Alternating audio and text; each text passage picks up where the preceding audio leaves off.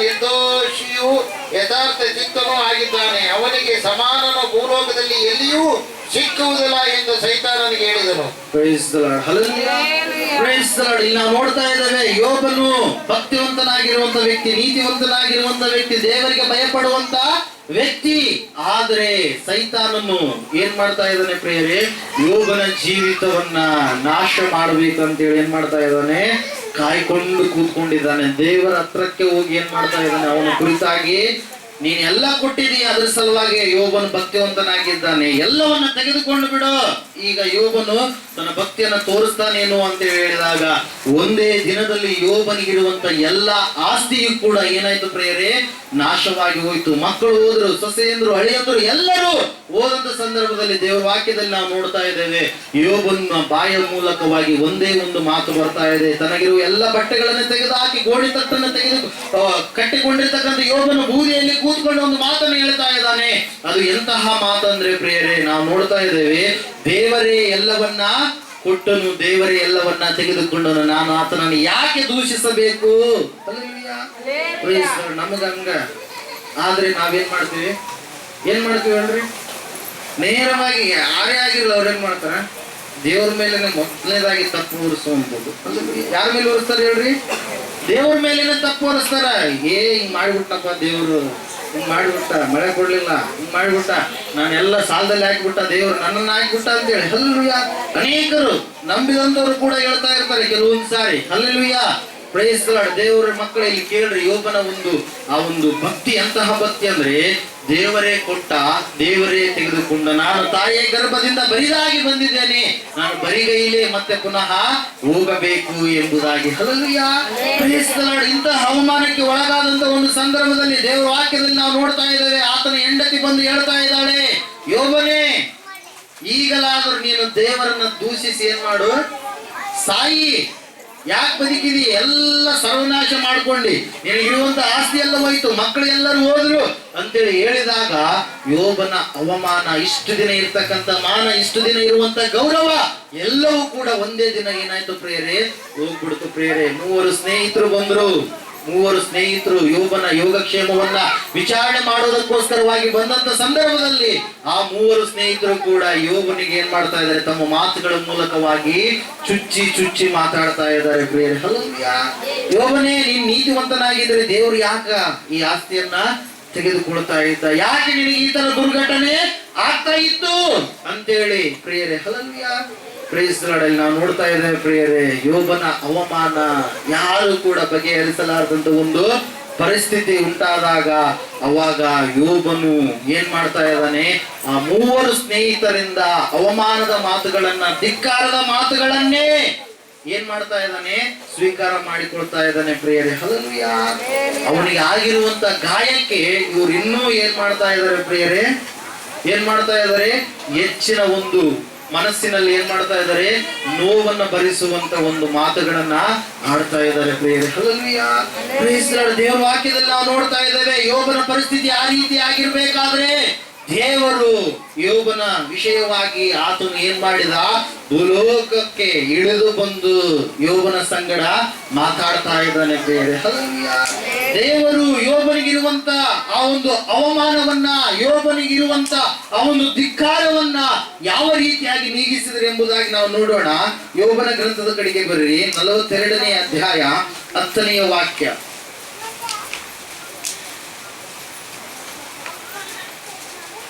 ಓದ್ರಿ ಒಂದು ಸಾರಿ. ಯೋಬನು ತನ್ನ ಸ್ನೇಹಿತರಿಗೋಸ್ಕರವಾಗಿ ಪ್ರಾರ್ಥಿಸಿದ ಬಳಿಕ ಯೆಹೋವನು ಅವನ ದುಸ್ಥಿತಿಯನ್ನು ಹೋಗಲಾಡಿಸಿ ಅವನ ಸ್ವತ್ತನ್ನು ಮೊದಲಿಗಿಂತ 2ರಷ್ಟಾಗಿ ಹೆಚ್ಚಿಸಿದನು. ಹಲ್ಲೆಲೂಯಾ. Praise the Lord. ಎಲ್ಲರೂ ಚಪ್ಪಾಳೆ ಹೊಡೆದು ದೇವರನ್ನು ಸ್ತುತಿಸೋಣ. ಹಲ್ಲೆಲೂಯಾ. ಯೋಬನಿಗೆ ಅವಮಾನ ಇದೆ, ಯೋಬನಿಗೆ ಧಿಕ್ಕಾರ ಇದೆ, ಯೋಬನ ಸ್ವತ್ತನ್ನೆಲ್ಲವನ್ನು ಯೋಬನು ಕಳೆದುಕೊಂಡಿದ್ದಾನೆ. ಆದ್ರೆ ದೇವರು ಒಂದು ಮಾತನ್ನು ಹೇಳ್ತಾ ಇದ್ದಾನೆ, ನೀನು ನಿನ್ನ ಸ್ನೇಹಿತರಿಗೋಸ್ಕರವಾಗಿ ಏನ್ ಮಾಡ್ಬೇಕು? ಪ್ರಾರ್ಥನೆ ಮಾಡ್ಬೇಕು. ಪ್ರಾರ್ಥನೆ ಮಾಡ್ಬೇಕು. ಕೆಲವೊಂದು ಊರುಗಳ ಕಡೆಗೆ ನಾವು ಹೋದಾಗ ಒಬ್ರು ಮನೆಗೆ ಪ್ರಾರ್ಥನೆ ಕೂಟ ಇಟ್ಕೊಂಡ್ರೆ ಇನ್ನೊಬ್ರು ಆ ಮನೆಗೆ ಏನ್ ಮಾಡಲ್ಲ, ಬರುವುದಿಲ್ಲ ಪ್ರಿಯ. ಯಾಕಂದ್ರೆ ನಾವು ಅವ್ರು ಜಗಳ ಆಡುವಂತ ಹೇಳ್ತಾರ, ನಾವು ಅವರು ಜಗಳಾಡಿ ಅದ್ರ ಸಲ ಅವ್ರ ಮನೆ ಹತ್ರಕ್ಕೆ ನಾವು ಬರಲ್ಲ, ನಮ್ಮ ಮನೆ ಹತ್ರಕ್ಕ ಅವ್ರು ಬರಲ್ಲ. ಎಷ್ಟು ನೋಡ್ರಿ, ಎಷ್ಟು ವಿರೋಧಗಳು, ಎಷ್ಟು ಏನಂತ ಹೇಳ್ತೀವಿ, ಮನುಷ್ಯರಲ್ಲಿ ಕುತಂತ್ರದ ಮನೋಭಾವನೆಗಳು, ದ್ವೇಷದ ಮನೋಭಾವನೆಗಳು ಇದ್ದಾವೆ. ದೇವರು ನಂಬಿದ ಮೇಲೆ ಆಕೆಯು ಕೂಡ ನಿನ್ನ ಸಹೋದರಿಯೇ, ಆತನು ಕೂಡ ನಿನ್ನ ಸಹೋದರನೇ ಎಂಬುದಾಗಿ ನೀನು ನೆನೆಸಬೇಕು ಪ್ರಿಯರೇ. ಯೋಬನು ತನ್ನ ಸ್ನೇಹಿತರಿಂದ ಅವಮಾನವನ್ನ, ತನ್ನ ಸ್ನೇಹಿತರಿಂದ ಕೆಟ್ಟದಾಗಿರ್ತಕ್ಕಂಥ ಒಂದು ಮಾತುಗಳನ್ನ ಕೇಳಿಸಿಕೊಂಡಾಗಲೂ ಕೂಡ, ಅವಮಾನವನ್ನ, ಧಿಕ್ಕಾರವನ್ನ ಹೊಗಳಿಸಿಕೊಂಡಾಗಲೂ ಕೂಡ ಯೋಬನು ದೇವರು ಹೇಳಿದಂತ ಮಾತನ್ನ ಏನ್ ಮಾಡಲಿಲ್ಲ, ಧಿಕ್ಕಾರ ಮಾಡಲಿಲ್ಲ. ದೇವರು ಹೇಳಿದ ಏನಂತೇಳಿ, ಮೂವರು ಸ್ನೇಹಿತರಿಗೆ ಹೇಳ್ತಾನೆ ಏನಂತೇಳಿ, ಯೋಬನು ನಿಮಗೋಸ್ಕರವಾಗಿ ಪ್ರಾರ್ಥನೆ ಮಾಡಿದರೆ ನಿಮಗೂ ಬಿಡುಗಡೆ ಆಗುವುದು, ಯೋಬನ ಸೊತ್ತನ್ನು ಕೂಡ ನಾನು ಎಷ್ಟು ಕೊಡ್ತೀನಿ, ಪುನಃ 2ರಷ್ಟಾಗಿ ನಾನು ಪುನಃ ಅವನಿಗೆ ಅನುಗ್ರಹ ಮಾಡ್ತೀನಿ ಎಂಬುದಾಗಿ. ಹಲ್ಲೆಲೂಯಾ.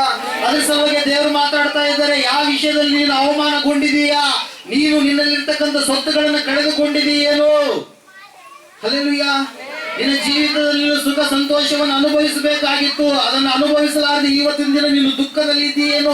ನಿನಗೆ ಎಲ್ಲ ಇದೆ, ಹಣ ಇದೆ, ಆಸ್ತಿ ಇದೆ, ಐಶ್ವರ್ಯ ಇದೆ, ಹೊಲ ಇದೆ, ಆದರೂ ಕೂಡ ನಿನ್ನ ಜೀವಿತದಲ್ಲಿ ನೀನು ಸಮಾಧಾನವನ್ನ ಅನುಭವಿಸ್ತಾ ಇಲ್ವೇನೋ? ದೇವರು ಹೇಳ್ತಾ ಇದ್ದಾರೆ ಪ್ರಿಯರೇ, ಯೋಬನು ಪ್ರಾರ್ಥನೆ ಮಾಡಿದಾಗ ಮಾತ್ರ. ಹಲ್ಲೆಲೂಯಾ. ಯೋಬನು ಏನ್ ಮಾಡಿದ? ಪ್ರಾರ್ಥನೆ ಮಾಡಿದ. ಅದರ ಸಲುವಾಗಿ ಓದುವಾರನು ಹೇಳಿದೆ, ಪ್ರಾರ್ಥನೆ ನಮ್ಮ ಜೀವಿತದಲ್ಲಿ ಬಹಳ ಅವಶ್ಯಕವಾಗಿರುವಂಥದ್ದು, ಬಹಳ ಮುಖ್ಯವಾಗಿರುವಂಥದ್ದು. ದೇವರಿಂದ ನಾವು ಪಡೆದುಕೊಳ್ಳಬೇಕಾದ್ರೆ ನಾವು ಪ್ರಾರ್ಥಿಸಲಾರದೆ ಪಡೆದುಕೊಳ್ಳುವುದಕ್ಕೆ ಯಾವುದು ಕೂಡ ಸಾಧ್ಯನೇ ಇಲ್ಲ. ಪ್ರಾರ್ಥನೆಗೆ ಏನಂತ ಹೇಳ್ತೀವಿ, ಆಲ್ಟರ್ನೇಟಿವ್ ಅಂದ್ರೆ ಪ್ರಾರ್ಥನೆಗೆ ಬದಲಾಗಿ ಇನ್ನೊಂದು ಯಾವುದು ಕೂಡ ನಮಗೆ ಆಯುಧ ಇಲ್ಲವೇ ಇಲ್ಲ ಪ್ರಿಯರೇ. ಹಲ್ಲೆಲೂಯಾ. ಪ್ರಾರ್ಥನೆ ಮಾಡುವುದರಿಂದಲೇ ನಾವು ಪ್ರತಿಯೊಂದನ್ನು ಹೊಂದಿಕೊಳ್ಳುವುದಕ್ಕೆ ಸಾಧ್ಯವಾಗುತ್ತೆ. ಇಲ್ಲಿ ದೇವರು ವಾಕ್ಯ ಹೇಳ್ತಾ ಇದೆ, ಯಾವಾಗ ಯೋಬನು ಎಲ್ಲ ಮನಸ್ಸಿನಲ್ಲಿ ಇಟ್ಟುಕೊಳ್ಳಾರದೆ ಅವೆಲ್ಲವುಗಳನ್ನು ತೆಗೆದುಹಾಕಿ ತನ್ನ 3 ಸ್ನೇಹಿತರಿಗೋಸ್ಕರವಾಗಿ ಪ್ರಾರ್ಥನೆ ಮಾಡಿದಾಗ ದೇವರು ಅದ್ಭುತವಾದಂತಹ ಆಶೀರ್ವಾದ ಕೊಟ್ಟ ಪ್ರಿಯರೇ. 7,000 ಕುರಿಗಳು 14,000 ಕುರಿಗಳಾದವು, 500 ಆ ಒಂದು ಹೆಣ್ಣು ಕತ್ತೆಗಳು 1000 ಕತ್ತೆಗಳಾದವು, 500 ಜೋಡಿ ಎತ್ತುಗಳು 1000 ಜೋಡಿ ಎತ್ತುಗಳಾದವು. ಹಲ್ಲೆಲೂಯಾ. ನಾವು 3,000 ಇರುವಂತದ್ದು 6,000 ಆದವು ಎಂಬುದಾಗಿ ದೇವರ ವಾಕ್ಯದಲ್ಲಿ ನಾವು ನೋಡ್ತಾ ಇದ್ದೇವೆ. ಮುಂದೆ ವಾಕ್ಯ ಹೋದ್ರೆ ಹಾಗೆ 42. ಆಗ ಅವನ ಎಲ್ಲ ಅಣ್ಣ ತಮ್ಮಂದಿರು, ಎಲ್ಲ ಅಕ್ಕ ತಂಗಿಯರು, ಮೊದಲು ಅವನ ಮನೆಯನ್ನು ಅವನೊಂದಿಗೆ ಭೋಜನ ಮಾಡುತ್ತಿದ್ದ ಎಲ್ಲ ಪರಿಚಿತರು ಅವನ ಬಳಿಗೆ ಬಂದು ಯೆಹೋವನು ಅವನ ಮೇಲೆ ಬರಮಾಡಿದ್ದ ಆಪತ್ತಿನ ವಿಷಯವಾಗಿ ತಮ್ಮ ತಮ್ಮ ಅನುತಾಪವನ್ನು ತೋರ್ಪಡಿಸಿ ಅವನನ್ನು ಸಂತೈಸಿದರು. ಇದಲ್ಲದೆ ಪ್ರತಿಯೊಬ್ಬರು ಒಂದೊಂದು ವರಹವನ್ನು, ಒಂದೊಂದು ಚಿನ್ನದ ಉಂಗುರವನ್ನು ಅವನಿಗೆ ಕೊಟ್ಟರು. ಯೆಹೋವನು ಯೋಬನ ಮೊದಲನೇ ಸ್ಥಿತಿಗಿಂತ ಅವನ ಕಡೆ ಸ್ಥಿತಿ ಹೀಗೆ ಹೆಚ್ಚಾಗಿ ಆಶೀರ್ವದಿಸಿದನು. ಅವನಿಗೆ 14,000 ಕುರಿಗಳು, 6,000 ಒಂಟೆಗಳು, 1,000 ಜೋಡಿ ಎತ್ತುಗಳು, 1,000 ಹೆಣ್ಣು ಕತ್ತೆಗಳು ಉಂಟಾದವು. ಇಷ್ಟು ಮಾತ್ರವಲ್ಲದೆ 7 ಮಂದಿ ಗಂಡು ಮಕ್ಕಳು, 3 ಮಂದಿ ಹೆಣ್ಣು ಮಕ್ಕಳು ಆದರು. ಮೊದಲನೆಯವಳಿಗೆ ಹಲ್ಲೆಲೂಯಾ. ದೇವ್ರು ಯಾವ ರೀತಿಯಾಗಿ ಆಶೀರ್ವಾದ ಮಾಡಿದ್ ನೋಡ್ರಿ. ಹಲ್ಲೆಲೂಯಾ. ಮಕ್ಕಳನ್ನು ಕೂಡ ಪುನಃ ದೇವರು ಏನ್ ಮಾಡಿದಂತೆ ಅನುಗ್ರಹ ಮಾಡಿದ. Hallelujah. Praise the Lord. Double ಆಶೀರ್ವಾದದಲ್ಲಿ ಹೆಂಡತಿ ಇನ್ನೊಬ್ಬ ಹೆಂಡತಿನ ಕೊಡ್ಲಿಲ್ಲ, 2 ಹೆಂಡರು ಕೊಡ್ಲಿಲ್ಲ. ಹಲ್ಲೆಲೂಯಾ. Praise the Lord. ಒಬ್ಬಾಕಿ. ಹಲ್ಲೆಲೂಯಾ. ದೇವರ ವಾಕ್ಯ ಹೇಳ್ತಾ ಇದೆ ಏನೇ ಎಂಬುದಾಗಿ ಅಂದ್ರೆ 7,000 ಇರುವಂತದ್ದು ಎಷ್ಟಾಯ್ತು ಈಗ? 14,000 ಆಯ್ತು. ಯಾಕೆ? ಅವನಿಗೆ ಅವಮಾನ ಬಂತು. ಅವಮಾನದ ಮಧ್ಯದಲ್ಲಿ, ಧಿಕ್ಕಾರದ ಮಧ್ಯದಲ್ಲಿಯೂ ಅವನು ದೇವರನ್ನ ಬಿಡಲಿಲ್ಲ ಪ್ರಿಯರೇ. ದೇವರಿಗೆ ಪ್ರಾರ್ಥನೆ ಮಾಡುವಂತದನ್ನ ಬಿಡಲಿಲ್ಲ, ತನ್ನ ನೀತಿಯನ್ನ ಬಿಡಲಿಲ್ಲ. ಅವಮಾನವಾದಂತ ಸಂದರ್ಭದಲ್ಲಿ, ಸತ್ತು ಹೋದಂತ ಸಂದರ್ಭದಲ್ಲಿ ಪ್ರಿಯರೇ, ಆದರೆ ಆತನು ಬಾಯಿಂದ ದೇವರಿಗೆ ಒಂದು ದೃಢವಾಗಿರ್ತಕ್ಕಂಥ ಮಾತು ಬಂತು, ನಾನು ಬರಿಗೈಲೇ ಬಂದಿದ್ದೇನೆ, ಬರಿಗೈಲೇ ಹೋಗ್ತೀನಿ, ಆದರೆ ದೇವರೇ ಕೊಟ್ಟ, ದೇವರೇ ಮತ್ತೆ ಪುನಃ ತೆಗೆದುಕೊಂಡನು ಎಂಬುದಾಗಿ. ಹಲ್ಲೆಲೂಯಾ. ಆ ಮಾತನ್ನು ಹೇಳೋದಕ್ಕೆ ನಾವು ಇಷ್ಟಪಡ್ತೀವ ಇವತ್ತಿನ ದಿನ? ಹಲ್ಲೆಲೂಯಾ. ಯಾವ್ದಾದ್ರು ಸ್ವಲ್ಪ ಹಣ ಹೋಗ್ಬಿಟ್ರೆ ಅಯ್ಯೋ ಎಷ್ಟು ನಾವು ದೇವರ ಮೇಲೆ ನಿಂದೆಗಳನ್ನ ಹಾಕ್ತೀವೇನು? ಹಲ್ಲೆಲೂಯಾ. ದೇವರ ಮೇಲೆ ಎಷ್ಟು ಆಗಿರ್ತಕ್ಕಂಥ ಮಾತುಗಳನ್ನ ನಾವು ಆಡ್ತೀವೇನೋ, ಮನಸ್ಸಿನಲ್ಲಿ ಅಂದುಕೊಳ್ತಾರೇನೋ. ಹಲ್ಲೆಲೂಯಾ. ಆದ್ರೆ ದೇವರ ವಾಕ್ಯದಲ್ಲಿ ನಾವು ನೋಡ್ತಾ ಇದ್ದೇವೆ ಪ್ರಿಯರೇ, ಯೋಬನು ಆ ವ್ಯಕ್ತಿ ಅಲ್ಲವೇ ಅಲ್ಲ. ಹಲ್ಲೆಲೂಯಾ. ನನ್ನ ದಾಸನಾದ ಯೋಬನ ಕುರಿತಾಗಿ ನೀನು ವಿಚಾರಣೆ ಮಾಡಿದೆಯಾ? ಅವನು ಭಕ್ತಿವಂತನೆಂಬುದಾಗಿ ದೇವರು ಏನ್ ಮಾಡಿದಾನೆ? ಸಾಕ್ಷಿ ಹೇಳಿದಾನೆ ಪ್ರಿಯರೇ. ದೇವರ ವಾಕ್ಯ ಹೇಳ್ತಾ ಇದೆ, ಆ ಎರಡರಷ್ಟು ದೇವರು ಏನ್ ಮಾಡಿದಂತೆ ಸ್ವತ್ತನ್ನ ಹಿಂದಿರುಗಿಸಿ ಕೊಟ್ಟ. ಹಲ್ಲೆಲೂಯಾ. ಆತನ ಮಕ್ಕಳ ಹೆಸರುಗಳನ್ನು ಹೇಳ್ತಾ ದೇವ್ರ ವಾಕ್ಯ ಹೇಳ್ತಾ ಇದೆ, ಆ ಮಕ್ಕಳಷ್ಟು ಸುಂದರ ಸ್ತ್ರೀಯರು ಆ ಒಂದು ಭಾಗದಲ್ಲಿ ಯಾರು ಕೂಡ ಇರಲಿಲ್ಲ ಎಂಬುದಾಗಿ. ಹಲ್ಲೆಲೂಯಾ. ದೇವರ ಬಳಿಗೆ ಬರುವಾಗ ದೇವರು ಅಂತ ಆಶೀರ್ವಾದಗಳು ನಮ್ಮ ಜೀವಿತದಲ್ಲಿ ಅನುಗ್ರಹ ಮಾಡ್ತಾನೆ ಪ್ರಿಯರೇ. ಯೋಬನಿಗಿರುವಂತ ಅವಮಾನವನ್ನ ದೇವರು ಶಾಶ್ವತವಾಗಿ ಏನ್ ಮಾಡಿದ್ರು ಪ್ರಿಯರೇ? ಪರಿಹಾರ ಮಾಡಿದ್ರು. ಹಲ್ಲೆಲೂಯಾ.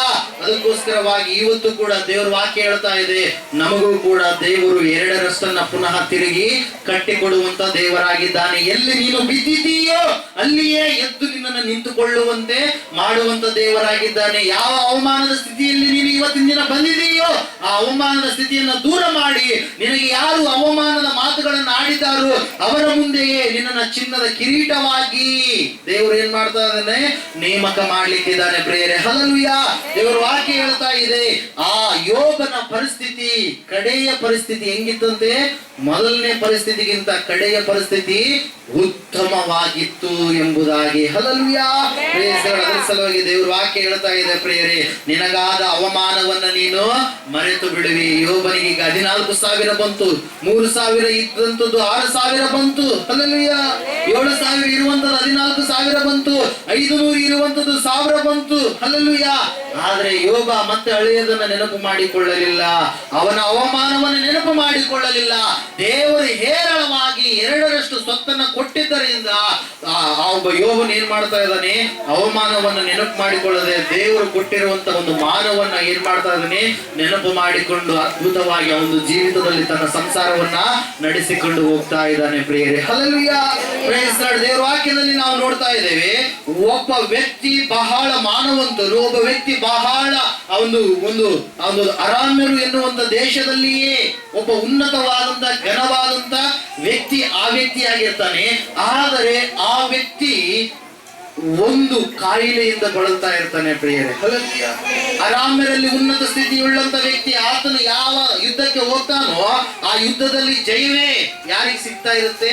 ಅರಾಮ್ಯರಿಗೆ ಸಿಗ್ತಾ ಇರುತ್ತೆ. ಅದಕ್ಕೋಸ್ಕರವಾಗಿ ಆ ಅರಾಮ್ಯರ ಅರಸನು ಆ ವ್ಯಕ್ತಿಯನ್ನ ಏನ್ ಮಾಡ್ತಾ ಇದ್ದಾನಂದ್ರೆ, ಉನ್ನತವಾಗಿರ್ತಕ್ಕಂಥ ಶ್ರೇಷ್ಠವಾಗಿರ್ತಕ್ಕಂಥ ಉದ್ಯೋಗಕ್ಕೆ ಏನ್ ಮಾಡಿದಾನೆ? ನೇಮಕ ಮಾಡಿದ್ದಾನೆ. ಆತನಿಗೆ ಒಳ್ಳೆಯ ಗೌರವ ಸಿಗಬೇಕಂತೇಳಿ ಏನ್ ಮಾಡಿದ್ದಾನೆ? ನೇಮಿಸಿದ್ದಾನೆ ಪ್ರಿಯರೇ. ಆದರೆ ಆತನ ಜೀವಿತದಲ್ಲಿ ಅವಮಾನದ ಒಂದು ಪರಿಸ್ಥಿತಿ ಎನ್ನುವಂಥದ್ದು ಕಾಣುವುದಕ್ಕೆ ಪ್ರಾರಂಭವಾಯಿತು ಪ್ರಿಯರೇ. ಆ ಅವಮಾನದ ಪರಿಸ್ಥಿತಿ ಕಾಣುವುದಕ್ಕೆ ಪ್ರಾರಂಭವಾದಂತ ಸಂದರ್ಭದಲ್ಲಿ ಆತನು ಅವಮಾನವನ್ನ, ಮುಂದೆ ಆಗಲಿಕ್ಕಿರ್ತಕ್ಕಂಥ ಅವಮಾನವನ್ನ ಎಷ್ಟು ಮುಚ್ಚಿಟ್ಕೊಳ್ಬೇಕಂತ ಹೇಳಿ ನೋಡ್ತಾ ಇದ್ದಾನೆ. ಆದ್ರೆ ಮುಚ್ಚಿಟ್ಕೊಳ್ಳೋದಕ್ಕೆ ಆಗ್ತಾ ಇಲ್ಲ. ಯಾಕಂದ್ರೆ ಆತನು ಒಂದು ವ್ಯಾಧಿಗೆ ತುತ್ತಾಗಿದ್ದಾನೆ. Price lord. ವ್ಯಾಧಿ ಬಂದೊಂದು ಸಂದರ್ಭದಲ್ಲಿ ಅದನ್ನ ಮುಚ್ಚಿಟ್ಕೊಳ್ಳೋದಕ್ಕೆ ಹೋದ್ರೆ ನಾಶವಾಗುವಂತವ್ರು ಯಾರು? ಮುಚ್ಚಿಟ್ಟುಕೊಂಡಂತರೇ ಆಗ್ತಾರೆ. ಈತನು ಮುಚ್ಚಿಟ್ಕೊಳ್ಳೋದಕ್ಕೆ ಪ್ರಾರಂಭ ಮಾಡಿದ. ಮೇಲೆ ಒಳ್ಳೆಯ ಬಟ್ಟೆಗಳನ್ನು ಹಾಕಿಕೊಂಡು ಹೇಗಾದ್ರೂ ಮಾಡಿ ಮುಚ್ಚಿಟ್ಕೊಳ್ಬೇಕಂತ ಹೇಳಿ ಪ್ರಾರಂಭ ಮಾಡಿದರೆ ಆ ವ್ಯಾಧಿ ವಿಸ್ತರಣೆ ಆಗುವುದಕ್ಕೆ ಪ್ರಾರಂಭವಾಯಿತು. ಒಳ್ಳೆಯ ಘನಸ್ಥಿತಿಯಲ್ಲಿ ಇರ್ತಕ್ಕಂಥ ವ್ಯಕ್ತಿ ಎಲ್ಲ ದೇಶಗಳಿಗೆ ಹೋಗಿ ಚಿಕಿತ್ಸೆಯನ್ನು ತೆಗೆದುಕೊಳ್ಬೇಕಂತ ಹೇಳಿ ಪ್ಲಾನ್ ಮಾಡ್ಕೊಂಡಿದ್ದಾನೆ. ಆದರೂ ಕೂಡ ಆ ರೋಗ ಗುಣವಾಗಲಾರದ ರೋಗ, ಪಾಪದ ರೋಗ ಎಂಬುದಾಗಿ ನಾವು ಸತ್ಯವೇದದಲ್ಲಿ ನೋಡ್ತಾ ಇದ್ದೇವೆ ಪ್ರಿಯರೇ. ಆತನಿಗೆ ಚಿಕ್ಕದಾಗಿ ಬಂದು ಈಗ ಆತನ ದೇಹವೆಲ್ಲ ಆ ರೋಗ ಏನ್ ಮಾಡ್ಲಿಕ್ಕಿದೆ? ಆವರಿಸಲಿಕ್ಕಿದೆ. ಹಲ್ಲೆಲೂಯಾ. ಆತನು ಇಸ್ರಾಯೇಲರ ಸಂಗಡ ಯುದ್ಧಕ್ಕೆ ಹೋದಾಗ ಅಲ್ಲಿಯಿಂದ ಕೆಲವು ಜನರನ್ನ ಸೆರೆಯಾಗಿ ತೆಗೆದುಕೊಂಡು ಬಂದಿರುವಂತ ಒಂದು ಪರಿಸ್ಥಿತಿಯಲ್ಲಿ, ಹಲ್ಲೆಲೂಯಾ, ಆ ಒಂದು ಕಾಲದಲ್ಲಿ ಏನ್ ಮಾಡ್ತಾ ಇದ್ರು? ಒಂದು ಊರಿನವರು, ಒಂದು ದೇಶದವರು ಇನ್ನೊಂದು ದೇಶದ ಮೇಲೆ ಯುದ್ಧಗಳನ್ನ ಮಾಡ್ತಾ ಇದ್ರು. Hallelujah, hallelujah. ಯುದ್ಧಗಳನ್ನು ಮಾಡ್ತಾ ಇರಬೇಕಾದ್ರೆ ಯಾರು ಯುದ್ಧದಲ್ಲಿ ಗೆಲ್ತಾ ಇದ್ರು, ಸೋತು ಹೋದಂತವರ ಒಂದು ದೇಶದಿಂದ ಪುರುಷರನ್ನಾಗಲಿ ಸ್ತ್ರೀಯರನ್ನಾಗಲಿ ಏನ್ ಮಾಡ್ತಾ ಇದ್ರು? ಅವರು ಗುಲಾಮರನ್ನಾಗಿ ತಮ್ಮ ದೇಶಕ್ಕೆ ತೆಗೆದುಕೊಂಡು ಬರ್ತಾ ಇದ್ರು. ತಮ್ಮ ಮನೆಯಲ್ಲಿ ಕೆಲಸದ ಆಳುಗಳಾಗಿ ಅವರನ್ನ ಇಟ್ಟುಕೊಳ್ತಾ ಇದ್ರು ಪ್ರಿಯರೇ. ಈತನು ಕೂಡ ಇಸ್ರಾಯೇಲ್ ದೇಶಕ್ಕೆ ಹೋದಂತ ಸಂದರ್ಭದಲ್ಲಿ ಅಲ್ಲಿ ಏನ್ ಮಾಡಿದಾನಂದ್ರೆ, ಒಬ್ಬ ಹುಡುಗಿಯನ್ನ ಕೆಲಸ ಮಾಡೋದಕ್ಕೆ ಇರ್ತಾಳೆ ಅಂತೇಳಿ ತನ್ನ ಮನೆಗೆ ಕರೆದುಕೊಂಡು ಬಂದಿದ್ದಾನೆ ಪ್ರಿಯರೇ.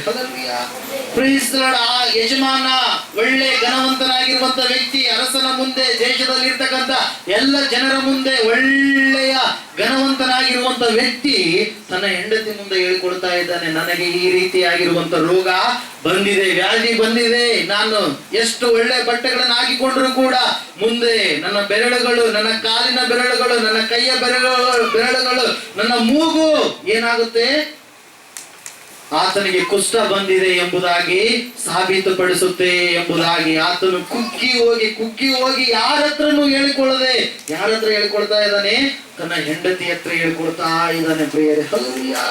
ಆತನಿಗೆ ಅವಮಾನ ಆಗ್ಲಿಕ್ಕಿದೆ. ಆ ಒಂದು ಸಂದರ್ಭದಲ್ಲಿ ಆ ಯಾವ ಹುಡುಗಿಯನ್ನ ಇಸ್ರಾಯೇಲ್ ದೇಶದಿಂದ ಸೆರೆಯಾಳಾಗಿ ಕೂಲಿ ಮಾಡೋದಕ್ಕೋಸ್ಕರವಾಗಿ ಆ ಮನೆಗೆ ಕರೆದುಕೊಂಡು ಬಂದಿದ್ರು, ಆ ಹುಡುಗಿ ಒಂದು ಮಾತನ್ನು ಹೇಳ್ತಾ ಇದ್ದಾಳೆ ಪ್ರಿಯರೇ. ಹಲ್ಲೆಲೂಯಾ. Praise Lord. 2ನೇ ಅರಸುಗಳ ಪುಸ್ತಕ 5ನೇ ಅಧ್ಯಾಯ ತೆಗೆದರೆ ಈ ಒಂದು ಸಂದರ್ಭದಲ್ಲಿ 2ನೇ ಅರಸುಗಳ ಪುಸ್ತಕ 5ನೇ ಅಧ್ಯಾಯ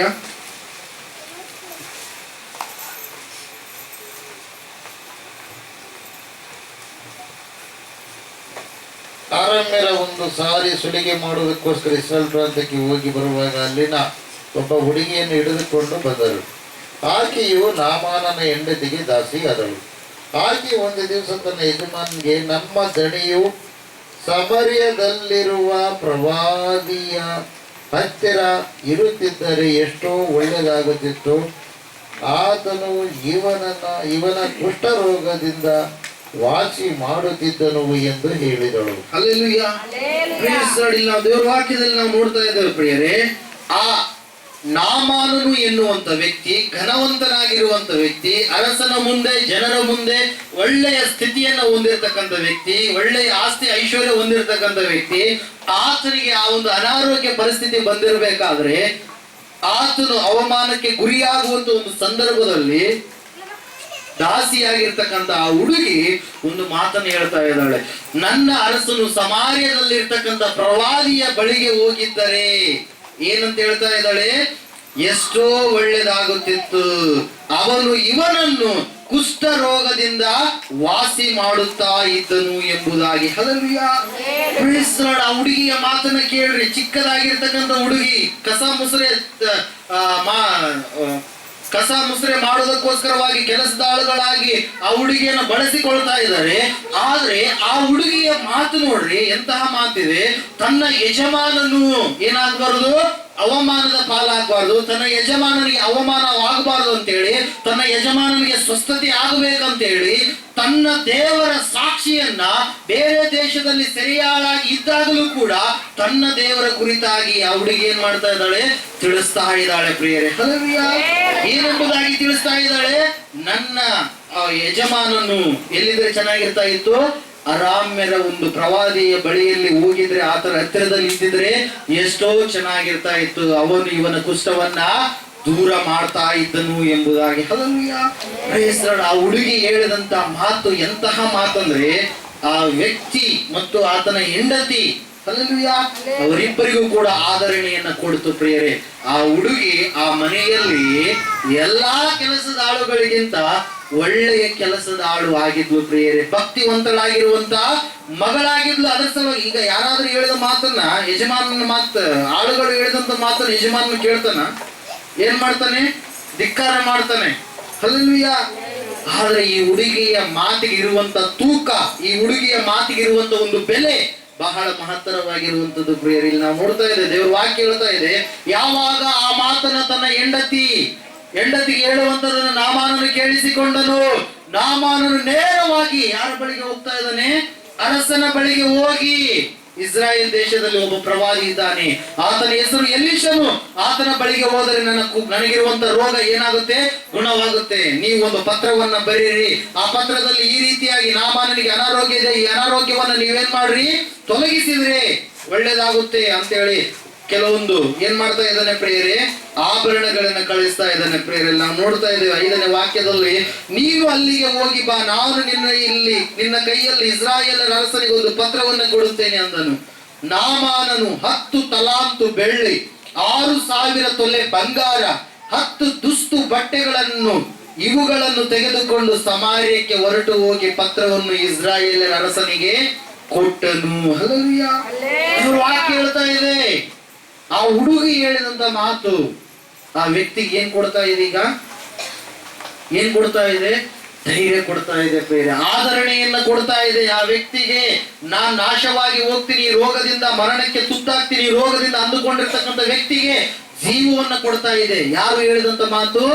ಚಿಕ್ಕ ಹುಡುಗಿ, ಆ ಮನೆಯಲ್ಲಿ ಕೆಲಸ ಮಾಡುವಂತ ಹುಡುಗಿ ಹೇಳಿದಂತ ಮಾತು. ಹಲ್ಲೆಲೂಯಾ. ಒಂದು ಸಾರಿ ಪರೀಕ್ಷೆ ಮಾಡ್ಕೊಳ್ರಿ, ನೀವು ಎಷ್ಟು ಜನರಿಗೆ ಯೇಸು ಸ್ವಾಮಿಯ ಕುರಿತಾಗಿ ನೀವು ತಿಳಿಸಿದ್ದೀರಿ? ಹಲ್ಲೆಲೂಯಾ. ಎಷ್ಟು ಜನರಿಗೆ ಯೇಸು ಸ್ವಾಮಿ ಸ್ವಸ್ಥತೆ ಮಾಡ್ತಾನೆ, ಯೇಸು ಸ್ವಾಮಿಯಲ್ಲಿ ಬಿಡುಗಡೆ ಇದೆ, ಯೇಸು ಸ್ವಾಮಿ ಪಾಪಗಳನ್ನ ಕ್ಷಮಿಸುವಂತ ದೇವರು, ಆತನ ಹೊರತಾಗಿ ಯಾರು ಕೂಡ ಇಲ್ಲವೇ ಇಲ್ಲ. ಆತನು ಕುಕ್ಕಿ ಹೋದವರನ್ನ, ಮನ ಮರುಗಿದವರನ್ನ, ಜಜ್ಜಲ್ಪಟ್ಟವರನ್ನ ಆತನು ನೋಡುವ ದೇವರಾಗಿದ್ದಾನೆ, ಮನ ಮರುಗಿದವರನ್ನ ಕರುಣಿಸುವ ದೇವರಾಗಿದ್ದಾನೆ, ಕೃಪೆ ತೋರಿಸುವಂತ ದೇವರಾಗಿದ್ದಾನೆ, ರೋಗದಲ್ಲಿರುವಂತವರಿಗೆ ಆರೋಗ್ಯವನ್ನ ಕೊಡುವಂತ ದೇವರಾಗಿದ್ದಾನೆ ಅಂತೇಳಿ ಎಷ್ಟು ಜನರಿಗೆ ನೀವು ಹೇಳಿದ್ದೀರಿ ಪ್ರಿಯರೇ? ಹಲ್ಲೆಲೂಯಾ. ಚಿಕ್ಕ ಮಗಳು ಹೇಳಿದಂತ ಮಾತು, ಆ ಮಾತಿನ ಬೆಲೆ ಎಷ್ಟು ಮಟ್ಟಿಗಿತ್ತಂದ್ರೆ ಆ ಅರಸನು ಕೂಡ, ಆ ಇಸ್ರಾಯೇಲರ ಅರಾಮ್ಯರ ಅರಸನು ಏನ್ ಮಾಡ್ತಾ ಇದ್ದಾನೆ? ಇಸ್ರಾಯೇಲಕ್ಕೆ ಆ ನಾಮಾನನನ್ನ ಕಳುಹಿಸಿ ಕೊಡ್ತಾ ಇದ್ದಾನೆ ಪ್ರಿಯರೇ. ಹಲ್ಲೆಲೂಯಾ. ಕಳುಹಿಸಿ ಕೊಟ್ಟಾದ್ಮೇಲೆ ನೋಡ್ತಾ ಇದ್ದೇವೆ, ಇಸ್ರಾಯೇಲರ ಅರಸನಿಗೆ ಭಯ ಉಂಟಾಯ್ತು. ಇವನು ನಾನೇನು ದೇವ್ರಾ? ನಾನು ಸ್ವಸ್ಥತೆ ಮಾಡೋದಕ್ಕೆ ನಾನೇನು ದೇವ್ರಾ? ಹಲ್ಲೆಲೂಯಾ. ಸ್ವಸ್ಥತೆ ಯಾರು ಮಾಡ್ಬೇಕು? ದೇವರೇ ಮಾಡ್ಬೇಕು. ಅದ್ರ ಸಲುವಾಗಿ ದೊಡ್ಡ ದೊಡ್ಡ ಹಾಸ್ಪಿಟ್ಲ್ಗಳಲ್ಲಿ ಒಂದು ಮಾತಿರುತ್ತೆ, ಏನಂತ ಹೇಳಿ, ವಿ ಟ್ರೀಟ್, ಏನು ನಾವು ಟ್ರೀಟ್ಮೆಂಟ್ ಕೊಡ್ತೇವೆ, ಆದ್ರೆ ಸ್ವಸ್ಥ ಮಾಡುವಂತವ್ರು ಯಾರು? ದೇವ್ರೇ ಅಂತ ಹೇಳಿ. Hallelujah. We treat people patients, hallelujah, ಆದ್ರೆ ಸ್ವಸ್ಥ ಮಾಡುವಂತವ್ರು ಯಾರು? ದೇವರೇ ಮಾಡ್ಬೇಕು ಅಂತೇಳಿ ಎಲ್ಲ ವೈದ್ಯರು ಹೇಳುವಂತದ್ದು ಅದೇ. ಹಲ್ಲೆಲೂಯಾ. ನಾವೇನ್ ಮಾಡ್ತೀವಿ? ಚಿಕಿತ್ಸೆ ಕೊಡ್ತೀವಿ, ನಾವು ಗುಣಪಡಿಸುವಂತವ್ರು ಯಾರು? ದೇವರೇ ಗುಣಪಡಿಸಬೇಕು ಅಂತೇಳಿ. ಹಲ್ಲೆಲೂಯಾ. Praise the Lord. ಈ ವ್ಯಕ್ತಿ ಇಸ್ರಾಯೇಲರ ಅರಸನು, ಅರಾಮ್ಯರ ಅರಸನು ನನಗೆ ಸುಮ್ಮನೆ ಜಗಳಕ್ಕೆ, ಯುದ್ಧಕ್ಕೆ ಈ ಒಂದು ಪತ್ರವನ್ನ ಕಳುಹಿಸಿದ್ದಾನೆ ಅಂತೇಳಿ ಏನ್ ಮಾಡ್ತಾ ಇದ್ದಾನೆ ಪ್ರಿಯರೇ? ಆ ವ್ಯಕ್ತಿಗೆ ಹೇಳ್ತಾ ಇದ್ದಾನೆ. ಹಲ್ಲೆಲೂಯಾ. ಕೆಳಗಡೆ ಇರ್ತಕ್ಕಂಥ ಮಂತ್ರಿ ವರ್ಗದವ್ರಿಗೆ ಹೇಳ್ತಾ ಇದ್ದಾರೆ, ಏನಂತ ಹೇಳಿ, ನಾನೇನು ದೇವ್ರಾ ಈ ವ್ಯಕ್ತಿಯನ್ನ ಗುಣಪಡಿಸೋದಕ್ಕೆ ಅಂತೇಳಿ. ಹಲ್ಲೆಲೂಯಾ. ಲೆಟರ್ ಅನ್ನ ತೆಗೆದುಕೊಂಡು ಎಲ್ಲಿಗೆ ಹೋಗ್ಬೇಕಾಗಿತ್ತು? ಆ ಹುಡುಗಿ ನೇರವಾಗಿ ಹೇಳಿದಾಳ, ಯಾರ ಬಳಿಗೆ ಹೋಗ್ಬೇಕಂತೇಳಿ? ಪ್ರವಾದಿಯ ಬಳಿಗೆ. ಇವತ್ತಿನ ದಿನವೂ ಕೂಡ ಅನೇಕರು ಸ್ವಸ್ಥತೆ ಹೊಂದುವಂತ ಸ್ಥಳ, ಸ್ವಸ್ಥತೆ ಆಗುವಂತ ಸ್ಥಳ, ಮೋಕ್ಷ ಕೊಡುವಂತ ಸ್ಥಳಕ್ಕೆ ಹೋಗಲಾರದೆ ಆ ಕಡೆ ಈ ಕಡೆ ಎಲ್ಲಾ ಕಡೆಗೆ ಸುತ್ತಿ ಸುತ್ತಿ ಸುತ್ತಿ ಏನ್ ಮಾಡ್ತಾರೆ ಪ್ರಿಯರೇ? ತಮ್ಮ ಸಮಯವನ್ನ ಲೋಕದಲ್ಲಿಯೇ ಏನ್ ಮಾಡ್ತಾರೆ? ಕಳೀತಾರೆ ಪ್ರಿಯರೇ. ಹಲ್ಲೆಲೂಯಾ. Praise the Lord. ಎಲ್ಲರಿಗೂ ಗೊತ್ತು ಯೇಸುವೆ ದೇವರಾಗಿದ್ದಾನೆ, ಎಲ್ಲರಿಗೂ ಗೊತ್ತು ಯೇಸುವೆ ಎಲ್ಲರಿಗೋಸ್ಕರವಾಗಿ ಮರಣವನ್ನ ರುಚಿ ನೋಡಿದ್ದಾನೆ, ಎಲ್ಲರಿಗೋಸ್ಕರವಾಗಿ ಆತನು ಶಿಲುಬೆಯನ್ನ ಹೊತ್ತುಕೊಂಡಿದ್ದಾನೆ. ಹಲ್ಲೆಲೂಯಾ. ಆದ್ರೆ ಜನರು ಏನ್ ಮಾಡ್ತಾ ಇಲ್ಲ? ಆತನ ಬಳಿಗೆ ಬರ್ತಾ ಇಲ್ಲ. ಇನ್ನೂ ಲೋಕದಲ್ಲಿ ಸುತ್ತಾ ಇದ್ದಾರೆ, ಇನ್ನೂ ಲೋಕದಲ್ಲಿ ಇರ್ತಕ್ಕಂಥ ವಸ್ತುಗಳಿಗೋಸ್ಕರವಾಗಿ ಆಶೆ ಪಡ್ತಾ ಇದ್ದಾರೆ ಪ್ರಿಯರೇ. ಹಲ್ಲೆಲೂಯಾ. ಅವಳಿಗೆ ನೇರವಾಗಿ ಹೇಳಿದ್ಲು, ಪ್ರವಾದಿಯ ಬಳಿಗೆ ಹೋದ್ರೆ ಸ್ವಸ್ಥತೆ ಇದೆ. ಆದ್ರೆ ಈತನು ಯಾರ ಬಳಿಗೆ ಹೋಗ್ತಾ ಇದ್ದಾನೆ? ಅರಸನ ಬಳಿಗೆ ಹೋಗ್ತಾ ಇದ್ದಾನೆ. ಹಲ್ಲೆಲೂಯಾ. Praise the Lord. ದೇವರ ವಾಕ್ಯದಲ್ಲಿ ನಾವು ನೋಡ್ತಾ ಇದ್ದೀವಿ, ಇವತ್ತಿಗೂ ಕೂಡ ಪ್ರಿಯರೇ ಅನೇಕ ಜನರು ಸತ್ಯ ಗೊತ್ತಿದ್ದಾಗಲೂ ಕೂಡ ಸತ್ಯದ ಕಡೆಗೆ ಬರದೆ ಅಸತ್ಯ ಇರುವಂತ ಒಂದು ಸ್ಥಳಕ್ಕೆ ಅಲೆದಾಡ್ತಾ ಇದ್ದಾರೆ. ಕೊನೆಯದಾಗಿ ಅವರು ನಿರಾಶೆಯನ್ನ, ಕೊನೆಯದಾಗಿ ಅವರು ಇಕ್ಕಟ್ಟಾದ ಪರಿಸ್ಥಿತಿಗಳನ್ನ ತಮ್ಮ ಜೀವಿತದಲ್ಲಿ ಅನುಭವಿಸ್ತಾರೆ ಪ್ರಿಯರೇ. ದೇವರ ವಾಕ್ಯ ಹೇಳ್ತಾ ಇದೆ, ಅವನು ಈಗ ಆ ಸ್ಥಳವನ್ನ ಬಿಟ್ಟು ಎಲ್ಲಿಗೆ ಹೋದಂತೆ? ಎಲೀಷನಿಗೆ ಗೊತ್ತಾಯ್ತು ನಾಮಾನನು ಬಂದಿದ್ದಾನಂತೇಳಿ. ಅವಾಗ ಎಲೀಷನು ತನ್ನ ಕೈ ಕೆಳಗಡೆ ಇರತಕ್ಕಂಥ ಆಳುಗಳಿಗೆ ಹೇಳ್ತಾ ಇದ್ದಾನೆ, ಆ ನಾಮಾನನನ್ನ, ಆ ಅರಾಮ್ಯರ ದಂಡ ನಾಯಕನನ್ನ ನನ್ನ ಬಳಿಗೆ ಕಳಿಸಿರಂತ ಹೇಳಿದಾಗ ಕರ್ಮೇಲ್ ಬೆಟ್ಟದಲ್ಲಿ ಯಾರಿದ್ದಾರೆ? ಎಲೀಷನ ಮಠ ಇದೆ. ಹಲ್ಲೆಲೂಯಾ. ಯಾರ ಮಠ ಇದೆ? ಎಲೀಷನು ವಾಸ ಮಾಡುವಂತ ಒಂದು ಮಠ ಎಲ್ಲಿದೆ? ಕರ್ಮೇಲ್ ಬೆಟ್ಟದ ಮೇಲೆ ಇದೆ ಪ್ರಿಯರೇ. ಹಲ್ಲೆಲೂಯಾ. Praise the Lord. ಆ ಒಂದು ಸಂದರ್ಭದಲ್ಲಿ ಎಲೀಷನು ಹೇಳಿದ ಒಂದು ಮಾತನ್ನ ಕೇಳಿ ಆ ನಾಮಾನನ ಜೊತೆಗೆ ಬಂದಿರತಕ್ಕಂಥ ಎಲ್ಲಾ ಸೈನಿಕರು 10 ತಲಾಂತು ಬೆಳ್ಳಿ, 6,000 ತೊಲೆ ಬಂಗಾರ, 10 ದುಸ್ತು ಬಟ್ಟೆಗಳು ಎಲ್ಲವುಗಳನ್ನ ಇಟ್ಟುಕೊಂಡು ಎಲ್ಲಿಗೆ ಹೋದ್ರು? ಈಗ ಅರಸನ ಸನ್ನಿಧಾನದಿಂದ ಮಠದ ಕಡೆಗೆ ಹೋದ್ರು ಪ್ರಿಯರೇ. ಎಲ್ಲಿಗೆ ಹೋದ್ರು? ಪ್ರವಾದಿಯಾಗಿರುವಂತ ಎಲೀಷನ ಕಡೆಗೆ ಹೋದ್ರು. ಹಲ್ಲೆಲೂಯಾ. ಎಲೀಷನು ಒಳಗಡೆ ಇದ್ದಾನೆ. ನಾಮಾನನ ರಥಗಳ ಸೌಂಡ್ ಆಗಿ ಇಲ್ಲಿ ಹೊರಗಡೆ ನಿಂತ್ಕೊಂಡು, ಅವಾಗ ನಾಮಾನನು ಬಂದಿರುವಂತ ವಿಚಾರ ಯಾರಿಗೆ ಗೊತ್ತಾಯ್ತು? ಎಲೀಷನಿಗೆ ಗೊತ್ತಾಯ್ತು. ಎಲೀಷನ್ ಹೇಳ್ತಾ ಇದ್ದಾನೆ ಕೆಳಗಿದ್ದವನಿಗೆ, ಆತನ ಹೆಸರೇನು? ಗೆಹಜಿ ಎಂಬುದಾಗಿ. ಹೆಸರೇನು? ಗೆಹಜಿ. ಆ ಗೆಹಜಿಗೆ ಹೇಳ್ತಾ ಇದ್ದಾನೆ, ಹೋಗಿ ನಾಮಾನನಿಗೆ ಯೋರ್ದಾನ್ ಹೊಳೆಯಲ್ಲಿ ಎಷ್ಟು ಸಾರಿ ಮುಳುಗಂತ ಹೇಳಿದ? 7 ಸಾರಿ ಯೋರ್ದಾನ್ ಹೊಳೆಯಲ್ಲಿ ಮುಳುಗು ಅಂತೇಳಿ ಹೇಳಿದಾಗ ಅವಾಗ ಆ ವ್ಯಕ್ತಿ ದೇವರ ಪ್ರವಾದಿಯ ಬಾಯಿಂದ ಬಂದಿರತಕ್ಕಂತ ಮಾತಿಗೆ ವಿಶಿಷ್ಟತೆಯನ್ನು ಕೊಡದೆ, ಆ ಮಾತಿಗೆ ಭಯಪಡದೆ ಆ ವ್ಯಕ್ತಿ ಏನ್ ಮಾಡ್ತಾ ಇದ್ದಾನೆ, ಪ್ರವಾದಿ ಬಾಯಿಂದ ಬಂದಿರತಕ್ಕಂತ ಮಾತಿಗೆ ಏನ್ ಮಾಡ್ತಾ ಇದ್ದಾನೆ, ತಿರುಗಿ ಹೇಳ್ತಾ ಇದ್ದಾನೆ. ಪ್ರಿಯರೇ, ಏನೆಂಬುದಾಗಿ ತಿರುಗಿ ಹೇಳ್ತಾ ಇದ್ದಾನಂದ್ರೆ, ಅಯ್ಯೋ ನನ್ನ ದೇಶದಲ್ಲಿಯೇ ಒಳ್ಳೆ ಒಳ್ಳೆ ನದಿಗಳಿದಾವ, ಅಲ್ಲಿ ಮುಳುಗಿದ್ರೆ ನನಗೆ ಸ್ವಸ್ಥತೆ ಆಗ್ತಿತ್ತಲ್ಲ, ಯಾಕೆ ಇಸ್ರಾಯೇಲ್ ದೇಶದಲ್ಲಿಯೇ ಬಂದು ಮುಳುಗ್ಬೇಕಾ ಅಂತೇಳಿ ಏನ್ ಮಾಡ್ತಾ ಇದ್ದಾನೆ, ಹೇಳ್ತಾ ಇದ್ದಾನೆ. ಪ್ರೇರ ಅವಾಗ ಕೈ ಕೆಳಗಡೆ ಇರ್ತಕ್ಕಂಥ ಒಬ್ಬ ಸೇವಕ ಒಂದು ಮಾತನ್ನು ಹೇಳಿದ. ಪ್ರೇರ ಆ ಮಾತು ಏನಂದ್ರೆ, ಅಯ್ಯ ಯಜಮಾನನೇ, ನಾಮಾನನೇ, ನೀನು ಇದಕ್ಕಿಂತ ಕಠಿಣವಾಗಿರ್ತಕ್ಕಂಥ ಒಂದು ಕಾರ್ಯ ಹೇಳಿದ್ರೆ ನೀನೇನ್ ಮಾಡ್ತಾ ಇದ್ದಿ, ಆ ಕಾರ್ಯವನ್ನ ಮಾಡ್ತಾ ಇದ್ದಿ. 1000 ಎತ್ತುಗಳನ್ನ ಬಲಿ ಕೊಡ್ಬೇಕಂದ್ರೆ ಬಲಿ ಕೊಡ್ತಾ ಇದ್ದಿ, ಕುರಿಗಳನ್ನ ಬಲಿ ಕೊಡ್ಬೇಕಂದ್ರೆ ಬಲಿ ಕೊಡ್ತಾ ಇದ್ದಿ, 1 ಲಕ್ಷ ರೂಪಾಯಿ ಇಟ್ಟು ಹೋಮ ಮಾಡಿದ್ರೆ ನಿಮ್ಗೆ ಚೆನ್ನಾಗಾಗತ್ತಂದ್ರೆ ನೀನ್ ಮಾಡ್ತಾ ಇದ್ದಿ. ಆದ್ರೆ ಸುಲಭವಾಗಿರುವಂತದ್ದು ಏನು, ಯೋರ್ದಾನ್ ಒಳಗೆ ಹೋಗಿ ನೀನೇನ್ ಮಾಡು, ಮುಳುಗು. ಎಷ್ಟು ಸಾರಿ ಮುಳುಗಬೇಕು? 7 ಸಾರಿ. 1 ಸಾರಿ ಮುಳುಗಿದ್ರೆ ಸ್ವಸ್ಥತೆ ಆಗುತ್ತೆ, ಆದ್ರೆ ಮಾತಿಗೆ ವಿಧೇಯತೆ ಎನ್ನುವಂಥದ್ದು ಬಹಳ ಮುಖ್ಯ. 7 ಸಾರಿ ಮುಳುಗು. 7 ಸಾರಿ ಮುಳುಗಿದ ಮೇಲೆ ನಿನ್ನ ದೇಹ ಹೆಂಗಾಗುತ್ತೆ, ಕೂಸಿನ ದೇಹದಂತೆ ಆಗುತ್ತೆ. ಹುಟ್ಟಿದ ಕೂಸಿನ ದೇಹ ಹೆಂಗಿರುತ್ತೆ, ಎಷ್ಟು ಸಾಫ್ಟ್ ಇರುತ್ತೆ, ಹೌದಲ್ವಾ? ಹಲ್ಲೆಲೂಯಾ.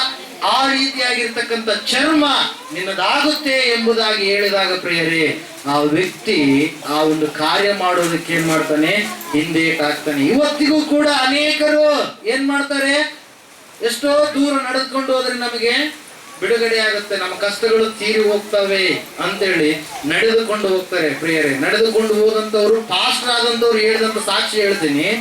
ಗುಲ್ಬರ್ಗದಲ್ಲಿ ಇರ್ಬೇಕಾದ್ರೆ ಹೈದರಾಬಾದಿಂದ ಒಬ್ರು ದೈವ ಸೇವಕರು ಬಂದಿದ್ರು. ಅವರು ಹೇಳ್ತಾ ಇದ್ರು, ನಾನು 3 ಸರಿ ಮಾಲೆ ಹಾಕಿದ್ದೀನಿ. ಏನ್ ಮಾಲೆ ಅಂತ ಹೇಳ್ಬೋದು, ಶಬರಿ 3 ಸಾರಿ ಹಾಕಿದ್ದೀನಿ. 3 ಸಾರಿ ಮತ್ತೆ ನಡ್ಕೊಂತ ನಾನು ಎಲ್ಲಿಗೆ ಹೋಗಿದ್ದೀನಿ, ಶ್ರೀಶೈಲಕ್ಕೆ ಹೋಗಿದ್ದೀನಿ, ಇನ್ನೊಂದು ಕಡೆ ಹೋಗಿದ್ದೀನಿ, ಎಲ್ಲ ಮಾಡಿದ್ದೀನಿ. ಆದ್ರೂ ಕೂಡ ನನಗೆ ಸಮಾಧಾನ ಇದ್ದಿಲ್ಲ ನನ್ನ ಹಿಂದಿನ ಜೀವಿತದಲ್ಲಿ ಎಂಬುದಾಗಿ ಅವ್ರು ಹೇಳಿಕೊಂಡಿರುವಂತದ್ದು. ನಾನು ನಡೆದುಕೊಂಡು ಹೋದಂತ ಸಂದರ್ಭದಲ್ಲಿ ನನ್ನ ಕಾಲುಗಳು ಬಾತು ಹೋದವು, ನನ್ನ ಹಣ ಖರ್ಚಾಯ್ತು, ಅದು ಇದು ಎಲ್ಲ ಹೇಳಿದ್ರು ಪ್ರೇರ್. ಯಾಕಂದ್ರೆ ಅವ್ರು ಅನುಭವಿಸಿರುವಂತದ್ದು. ನಾವು ಹೋಗಿಲ್ಲ, ನಮ್ಗೆ ಅನುಭವ ಆಗಿಲ್ಲ, ನಾವು ಹೇಳಕ್ಕಾಗಲ್ಲ. ಯಾಕಂದ್ರೆ ಒಬ್ರು ಹೇಳಿರುವಂತದನ್ನ ಹೇಳಕ್ಕೆ ಸಾಧ್ಯ. Hallelujah, praise the Lord. ಆ ದೈವ ಸೇವಕರು ಹೇಳಿದ್ರು, ನಾ ಎಷ್ಟೋ ಪಾಡನ್ನ ಪಟ್ಟೆ, ಆದ್ರೂ ಕೂಡ ಆ ಒಂದು ಸಂದರ್ಭದಲ್ಲಿ, ಯಾಕಂದ್ರೆ ಸೀಸನಲ್ ಭಕ್ತಿ ಅಲ್ವಾ, 1 ತಿಂಗಳು ಮಾತ್ರ ಭಕ್ತಿ. ಹಲ್ಲೆಲೂಯಾ. 11 ತಿಂಗಳು ಹೆಂಗನ ಮಾಡಿ ಸಂಬಂಧ ಇಲ್ಲ, 1 ತಿಂಗಳು ಮಾತ್ರ ಬಹಳ ಕಟ್ಟನಿಟ್ಟು ನೀನು ಇರಬೇಕು. ಹಲ್ಲೆಲೂಯಾ. ಆದ್ರೆ ಇಲ್ಲಿ 365 ದಿನ 6 ತಾಸು ವರ್ಷಕ್ಕೆ. ಹಲ್ಲೆಲೂಯಾ. ಎಷ್ಟು ವರ್ಷಕ್ಕೆ ಎಷ್ಟು ಇರ್ತಾವ್ರಿ? 365 ದಿನಗಳು 6 ತಾಸುಗಳು ಇರ್ತಾವ. ಆ 6 ತಾಸು ಕೂಡ ಏನ್ ಮಾಡ್ಬೇಕು ನಾವು? 365 ದಿನ 6 ತಾಸು ಕೂಡ ದೇವರಿಗೆ ಭಯಭಕ್ತಿ ಉಳ್ಳವರಾಗಿ ನಡ್ಕೊಳ್ಬೇಕು. ಹಲ್ಲೆಲೂಯಾ.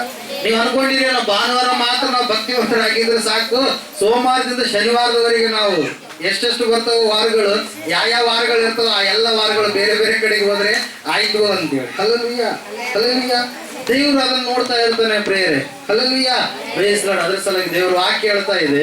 ಆ 500 ಹೇಳಿದ್ರು ಏನಂತ ಹೇಳಂದ್ರೆ, ಎಷ್ಟೋ ಕಠಿಣವಾದದ್ದನ್ನ ನಾನು ಮಾಡಿದೆ, ಭಕ್ತಿಯನ್ನ ಸಾಧನೆ ಮಾಡಿಕೊಳ್ಬೇಕಂತೇಳಿ ಎಲ್ಲ ಮಂತ್ರಗಳನ್ನ ಪಠಿಸಿದೆ, ಆದ್ರೂ ಕೂಡ ನನಗೆ ಸಮಾಧಾನ ಸಿಗ್ಲಿಲ್ಲ, ನನಗೆ ಬಿಡುಗಡೆ ಸಿಗ್ಲಿಲ್ಲ, ಕುಟುಂಬದಲ್ಲಿ ಅವಮಾನ ಆಗುವಂತದ್ದು ನಿಲ್ಲಿಲ್ಲ, ಇನ್ನೂ ಕಂಟಿನ್ಯೂ ಆಯ್ತು. ಆದ್ರೆ ಒಂದು ದಿನ ದೇವರ ವಾಕ್ಯವನ್ನ ಕೇಳಿ ನಾನು ಏನಾದೆ, ರಕ್ಷಣೆ ಹೊಂದಿದೆ. ಆ ಹೊತ್ತಿನಿಂದ ಈ ಹೊತ್ತಿನವರೆಗೂ ನಾನು ಚೆನ್ನಾಗಿಯೇ ಜೀವಿಸ್ತಾ ಇದ್ದೇನೆ ಎಂಬುದಾಗಿ. Hallelujah, praise the Lord. ದೇವರು ಕೊಡುವಂಥದ್ದು ಹೇಳುವಂಥದ್ದು ಸುಲಭವಾದ ಕಾರ್ಯ. ಹಲ್ಲೆಲೂಯಾ. ಆದ್ರೆ ಮನುಷ್ಯರಿಗೆ ಬೇಕಾಗಿರುವಂಥದ್ದೇನು? ಕಠಿಣವಾಗಿರುವಂಥದ್ದನ್ನ ಆಯ್ದುಕೊಳ್ತಾರೆ. Hallelujah, praise the Lord. ನಾಮಾನನಿಗೆ ಹೇಳ್ತಾ ಇದ್ದಾನೆ ಎಲಿಷ ಪ್ರವಾದಿ ನಾಮಾನನನ್ನ ನೋಡಿಲ್ಲ, ಒಳಗಡೆ ಇದ್ದಾರೆ, ಧ್ಯಾನದಲ್ಲಿ ಇರ್ಬೇಕಾದ್ರೆ ಹೇಳ್ತಾ ಇದ್ದಾರೆ, ಧ್ಯಾನ ಮುಗಿದಾದ್ಮೇಲೆ ಹೇಳ್ತಾ ಇದ್ದಾರೆ, ಯಾರಿಗೆ? ಗೆಹಜಿಗೆ ಹೇಳ್ತಾ ಇದ್ದಾರೆ. ಏನಂತ ಹೇಳಿ? ಹೋಗಿ ನಾಮಾನನಿಗೆ 7 ಸಾರಿ ಹೋಗಿ ಏನ್ ಮಾಡು, ನೀರಿನಲ್ಲಿ ಮುಳುಗು ಅಂತೇಳಿ, ಯೋರ್ದನ್ ಹೊಳೆಯಲ್ಲಿ ಮುಳುಗು ಅಂತೇಳಿ. ಹಲ್ಲೆಲೂಯಾ, ಎಷ್ಟು ಸುಲಭ. ಹಲ್ಲೆಲೂಯಾ. Praise Lord. ಆದ್ರೆ ಆತನ ಏನ್ ಮಾಡ್ತಾ ಇದ್ದಾನೆ, ಹಿಂದೇಟನ್ನು ಹಾಕ್ತಾ ಇದ್ದಾನೆ ಪ್ರಿಯರೇ. ಹಲ್ಲೆಲೂಯಾ. ಅವಾಗ ಆ ಒಬ್ಬ ಸೇವಕನು ಸೈನಿಕನು ಹೇಳಿದಂತ ಮಾತನ್ನ ಕೇಳಿದೆ, ಆಯ್ತು ನೀನು ಹೇಳಿದ ಮಾತಿಗೆ ಅನುಗುಣವಾಗಿ ನಾನು ಏನ್ ಮಾಡ್ತೀನಿ, ಈಗ 7 ಸಾರಿ ಮುಳುಗ್ತೀನಿ ಅಂತ ಹೇಳಿ ಯೋರ್ದಾನ್ ಒಳಗೆ ಹೋದ ಪ್ರಿಯರೇ. ಯೋರ್ದಾನ್ ಒಳಗೆ ಹೋಗಿ ಮುಳುಗುತ್ತಾ ಇದ್ದಾನೆ. 1 ಸಾರಿ ಮುಳುಗಿದ, ಡುಬುಕ್ ಅಂತೇಳಿ 1 ಸಾರಿ ಮುಳುಗಿದ, 2 ಸಾರಿ ಮುಳುಗಿದ. ಸೈನಿಕನನ್ನು ನೋಡ್ತಾ ಇರ್ತಾರೆ. ಯಾಕೆ ಹೇಳ್ರಿ, ಸೈನಿಕ ಹೇಳನ, ಹಲ್ಲೆಲೂಯಾ. ಸೇವಕ ಹೇಳನ. ಈಗ ಆ ಸೇವಕನನ್ನು ನೋಡ್ತಾ ಇದ್ದಾನೆ, ಹಿಂಗೆ ಮುಳುಗಿದ ಮುಳುಗಿದ ಮುಳುಗಿದ 6 ಸಾರಿಯೂ ಕೂಡ ಏನ್ ಮಾಡಿದ, ನಾಮಾನನು ಮುಳುಗಿದ ಪ್ರಿಯರೇ. ಇನ್ನೂ ಹಂಗೆ ಇದೆ, ಕೊರಳುಗಳು ಹಂಗೆ ಇದಾವೆ, ಚರ್ಮ ಹಂಗೆ ಇದೆ. 7ನೇ ಸಾರಿ ಯಾವಾಗ ಪರಿಪೂರ್ಣವಾಗಿ ಆತನು ಮುಳುಗಿ ವಿಧೇಯತೆಯನ್ನು ತೋರಿಸಿದನು, ನಂಬಿಕೆಯನ್ನು ತೋರಿಸಿದನು, ಎಲಿಷ ಪ್ರವಾದಿಯ ಮಾತಿಗೆ, ದೇವರ ಬಾಯಿಂದ ಬಂದಿರತಕ್ಕಂಥ ಮಾತಿಗೆ ಯಾವಾಗ ವಿಧೇಯತೆಯನ್ನು ತೋರಿಸಿದನು, ತೋರಿಸಿ 7 ಸಾರಿ ಮುಳುಗಿ ಎದ್ದೇಳ್ತಾ ಇದ್ದಾನೆ. ಅದೇ ಸೆಕೆಂಡ್ ಅಲ್ಲಿ ಆತನ ದೇಹ ಹೆಂಗಾಗಿತ್ತು ಅಂತ ಹೇಳ್ತಾ ವಾಕ್ಯ, ಕೂಸಿನ ದೇಹದಂತೆ ಶುದ್ಧವಾಯಿತು ಎಂಬುದಾಗಿ. ಜನರು ಕಠಿಣವಾದ ಕಾರ್ಯಗಳನ್ನ ಮಾಡ್ಬೇಕಂತೇಳಿ ಇಷ್ಟಪಡ್ತಾರೆ. ಹಲ್ಲೆಲೂಯಾ. ಇಷ್ಟು ಮಾಡಿ ದೇವ್ರು ಮಾಡಕ್ಕೆ ಇಷ್ಟು ಖರ್ಚು ಮಾಡ್ತೀವಿ, ಅಷ್ಟು ಖರ್ಚು ಮಾಡ್ತೀವಿ ಅಂತೇಳಿ ಎಲ್ಲ ಖರ್ಚು ಮಾಡ್ಕೊಂತಾರ. ಆದ್ರೆ ಅವಾಗಿನಿಂದ ಮತ್ತೆ ಇನ್ನೂ ಹೆಚ್ಚಿನ ರೀತಿಯಲ್ಲಿ ಅವ್ರು ಏನಾಗ್ತಾರ, ತೊಂದರೆಗೊಳಗಾಗ್ತಾರ. ಸಾಲದ ಬಡ್ಡಿ ಹಂಗೆ ಹೆಚ್ಚಾಗ್ತಾ ಇರ್ತಾರೆ. ಯಾಕೆ ಸಾಲ ತಗೊಂಡ್ರಿ ಅದಕ್ಕೆ ಕೆಲವೊಬ್ರು ಹೇಳಿರುವಂತದನ್ನ ಕೇಳಿದೀನಿ. ದೇವ್ರು ಮಾಡಕ್ ಅಂತೇಳಿ ತಗೊಂಡಿದ್ವಿ, ಅದ್ರ ಬಡ್ಡಿನೂ ಕಟ್ಟಕ ಆಗ್ತಾ ಇಲ್ಲ. 1 ಲಕ್ಷದವರೆಗೆ ಖರ್ಚು ಮಾಡ್ಕೊಳ್ತಾರ. ನಿನ್ನ ಕುಟುಂಬ ನೀನ್ ಸರಿಯಾಗಿ ನೋಡ್ಕೋ. ನಿನ್ನ ಕುಟುಂಬದಲ್ಲಿ ಇರುವಂತವ್ರು ನೀವು ಸಮಾಧಾನದಿಂದ ಇದ್ರೆ ಸಾಕು, ಇನ್ನು ಆಮೇಲೆ ಎಲ್ಲರೂ ನೋಡ್ಕೊಳ್ಳುವಂತೆ. ದೇವ್ರ ವಾಕ್ಯ ಹೇಳ್ತಾ ಇದ್ದಾರೆ ಪ್ರಿಯರೇ. ಆ ಹುಡುಗಿ ಹೇಳಿದಂತ ಒಂದು ಮಾತಿಗೆ ನಂಬಿಕೆಯಿಂದ ನಾಮಾನನು ಬಂದ. ಆದ್ರೆ ತಪ್ಪಾದ ದಾರಿಯ ಕಡೆಗೆ ಹೋದ. ಎಲ್ಲಿಗೆ ಹೋದ? ಅರಸನ ಕಡೆಗೆ ಹೋದ. ಅರಸನಲ್ಲಿ ಸ್ವಸ್ಥತೆ ಆಗುತ್ತೆ ಅಂತ ಹೇಳಿ. ಹಲ್ಲೆಲೂಯಾ. Praise Lord. ಆದ್ರೆ ಅರಸನಲ್ಲಿ ಸ್ವಸ್ಥತೆ ಸಿಗ್ಲಿಲ್ಲ. ಈಗ ಎಲ್ಲಿಗೆ ಬರ್ತಾ ಇದ್ದಾನೆ? ಎಲೀಷನ ಪ್ರವಾದಿಯ ಕಡೆಗೆ ಬರ್ತಾ ಇದ್ದಾನೆ. ಮಠಕ್ಕೆ ಬರ್ತಾ ಇದ್ದಾನೆ. ಮಠದ ಹೊರಗಡೆ ನಿಂತುಕೊಂಡು ಒಂದು ಮಾತಿಗೆ ವಿಧೇಯತೆ ಉಳ್ಳವನಾಗಿ ಹೋದ ಪ್ರಿಯರೇ, ಸೇವಕನ ಮಾತಿಗೆ. ಹಲ್ಲೆಲೂಯಾ. ಹೋಗಿ ಮುಳುಗಿದ. ಮುಳುಗಿ ಎದ್ದು ಬಂದ ಮೇಲೆ ಆತನ ದೇಹ ಹೆಂಗಾಯ್ತು? ಕೂಸಿನ ದೇಹದಂತಾಯ್ತು. 14ನೇ ವಚನ ಹೋದ್ರಿ. ಅವನು ಯೋರ್ದಾನಿಗೆ ಹೋಗಿ 7 ಸಾರಿ ಅದರಲ್ಲಿ ಮುಳುಗಿ ಎದ್ದನು. ಕೂಡಲೇ ದೇವರ ಮನುಷ್ಯನ ಮಾತಿಗೆ ಅನುಸಾರವಾಗಿ ಅವನ ದೇಹವು ಕೂಸಿನ ದೇಹದಂತೆ ಶುದ್ಧವಾಯಿತು ಎಂಬುದಾಗಿ. ಹೆಂಗ ಶುದ್ಧವಾಯಿತಂತೆ? ಕೂಸಿನ ದೇಹದಂತೆ ಶುದ್ಧವಾಯಿತು. ಯಾರ ಒಂದು ಮಾತಿಗೆ ಆತ ಭರವಸೆ ಇಟ್ಟ? ದೇವರ ಮನುಷ್ಯನಾಗಿರುವಂತ ಎಲೀಷ ಪ್ರವಾದಿಯ ಒಂದು ಮಾತಿಗೆ ಪ್ರೇರೆ. ಕೆಲವು ಜನರು ಅಂತಾರೆ, 7 ವಾರ ಯಾಕೆ ಬರ್ಬೇಕ್ರಿ, 1 ವಾರ ಬಂದಿವಲ್ಲ, ಯಾಕೆ ಇವತ್ತು ಮಾಡ್ತಾ ಇಲ್ಲ ಎಷ್ಟೋ ಮಂದಿ. ನೀನು ವಾಕ್ಯ ಹೋಗ್ತಾ ಇಲ್ಲ. ಇಷ್ಟು ದಿನ ಎಲ್ಲ ಏನಾದ ಕಸರು ತುಂಬಿಕೊಂಡ. 7 ವಾರ ಎಲ್ಲ ಕಸರು ಹೊರಗೆ ಬರುತ್ತೆ. ಹಲ್ಲೆಲೂಯಾ. 7 ವಾರ ಕಂಟಿನ್ಯೂ ಬಂದ್ರೆ ಒಳಗಡೆ ತುಂಬಿರುವಂತದ್ದೆಲ್ಲವು ಹಿಂದಿನಿಂದ ಮಾಡ್ಕೊಂಡ್ ಬಂದಿರಲ್ಲ, ಅವೆಲ್ಲ ಕಸರು ಕಸರು ಕಸರು ತುಂಬಿ ತುಂಬಿ ತುಂಬಿ ಏನಾಗ್ಯದ, ಅದು ಹೊರಗಡೆ ಬರ್ಲಾರಂಗಾಗ್ಯದ. ಅಪ್ಪ ಯಾವಾಗ್ಲೂ ಎಕ್ಸಾಂಪಲ್ ಹೇಳ್ತಾ ಇರ್ತಾರೆ, ಏನು ತಾಯಿ ಟೀಮ್ ಮಾಡಕ್ ಇಟ್ಟಿದ್ಲಂತ. ಟೀಮ್ ಮಾಡಕ್ ಇಟ್ಟಾಗ ಹೊರಗಡೆ ಯಾರು ಮಾತಾಡ್ಸಕ್ ಬರೋಣ.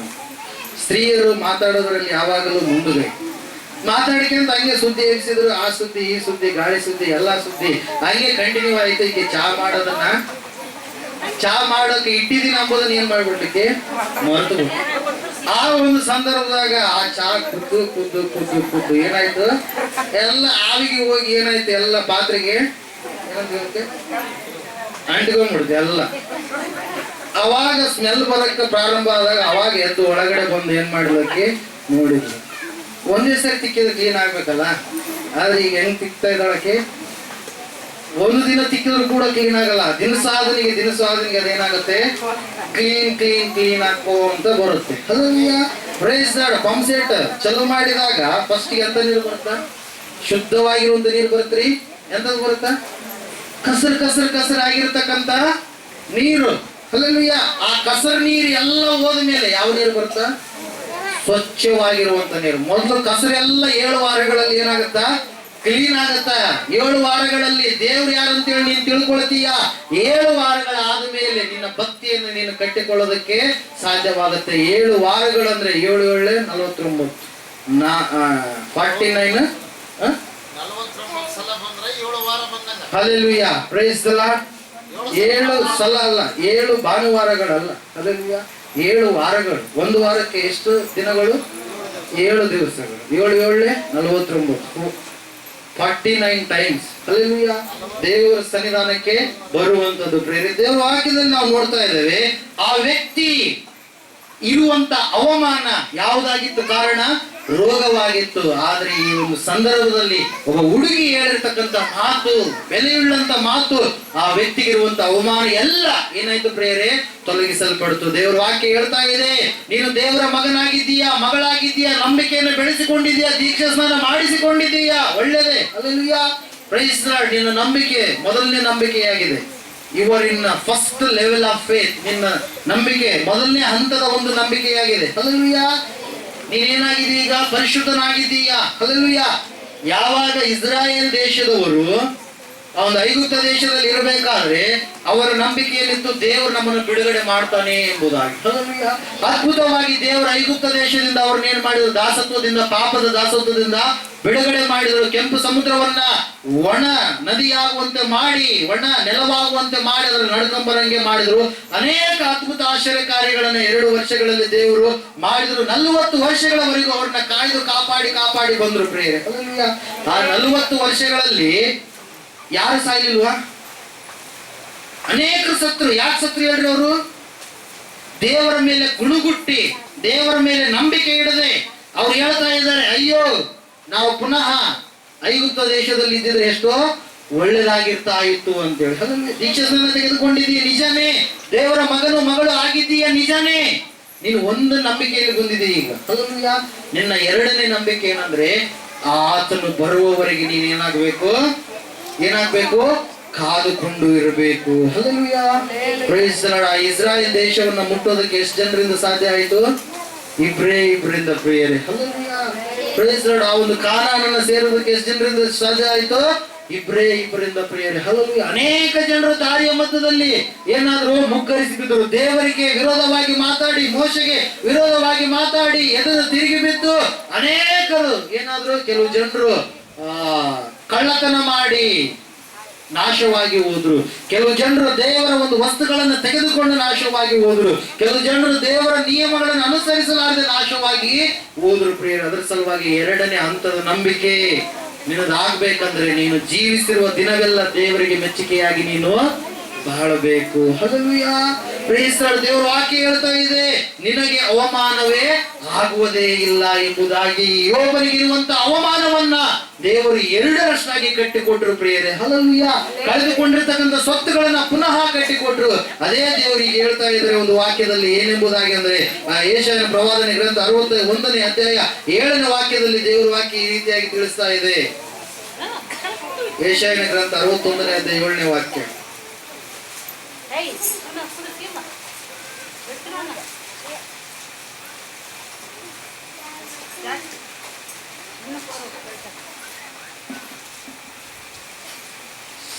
ನಿಮಗಾದ ಅವಮಾನಕ್ಕೆ ಬದಲಾಗಿ 2ರಷ್ಟು ಮಾನವನ್ನು ಹೊಂದುವಿರಿ. ನಾಚಿಕೆ ಪಟ್ಟದ್ದಕ್ಕೆ ಪ್ರತಿಯಾಗಿ ಇವರು ತಮ್ಮ ಸ್ವಾಸ್ಥ್ಯದಲ್ಲಿ ಹಿಗ್ಗುವರು.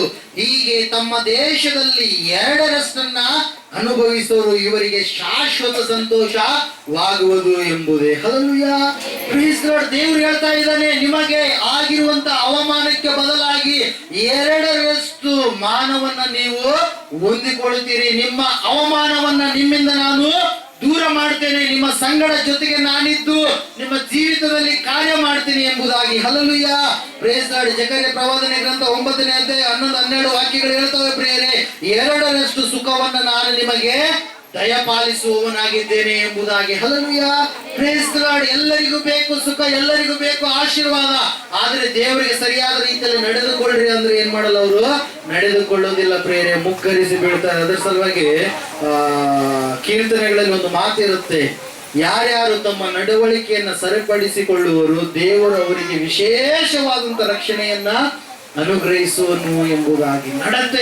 ನಡವಳಿಕೆ ಸರಿಪಡಿಸಿಕೊಳ್ಳುವಂಥದ್ದು ಬಹಳ ಮುಖ್ಯ. ದೇವರನ್ನ ನಂಬಿದಾದ ಮೇಲೆ, ದೇವರ ಮಗನು ಮಗಳು ನೀನಾದ ಮೇಲೆ ನಿನ್ನ ನಂಬಿಕೆ ಎನ್ನುವಂಥದ್ದು ಸರಿಯಾದ ರೀತಿಯಲ್ಲಿ ಇರಬೇಕು ಪ್ರಿಯರೇ. Hallelujah praise the Lord. ಹೀಗೆ ಒಬ್ಬ ಸಹೋದರಿ, ಆ ಸಹೋದರಿಯ ಕುರಿತಾಗಿ ಅನೇಕ ಸಾರಿ ನಾನು ಹೇಳಿದ್ದೇನೆ, ಈ ಒಂದು ಸಾರಿ ಕೂಡ ನಾನು ಹೇಳ್ತಾ ಇದ್ದೇನೆ. ಆ ಸಹೋದರಿಗೆ ಭಯಂಕರವಾದಂತ ಕೆಟ್ಟದಾದಂತ ಒಂದು ಪರಿಸ್ಥಿತಿ ಬಂತು ಪ್ರಿಯರೇ. ಆಕೆ ದೇವರನ್ನ ನಂಬಿ ಸುಮಾರು ವರ್ಷಗಳು ಕಳೆದು ಹೋಗಿದ್ದಾವೆ.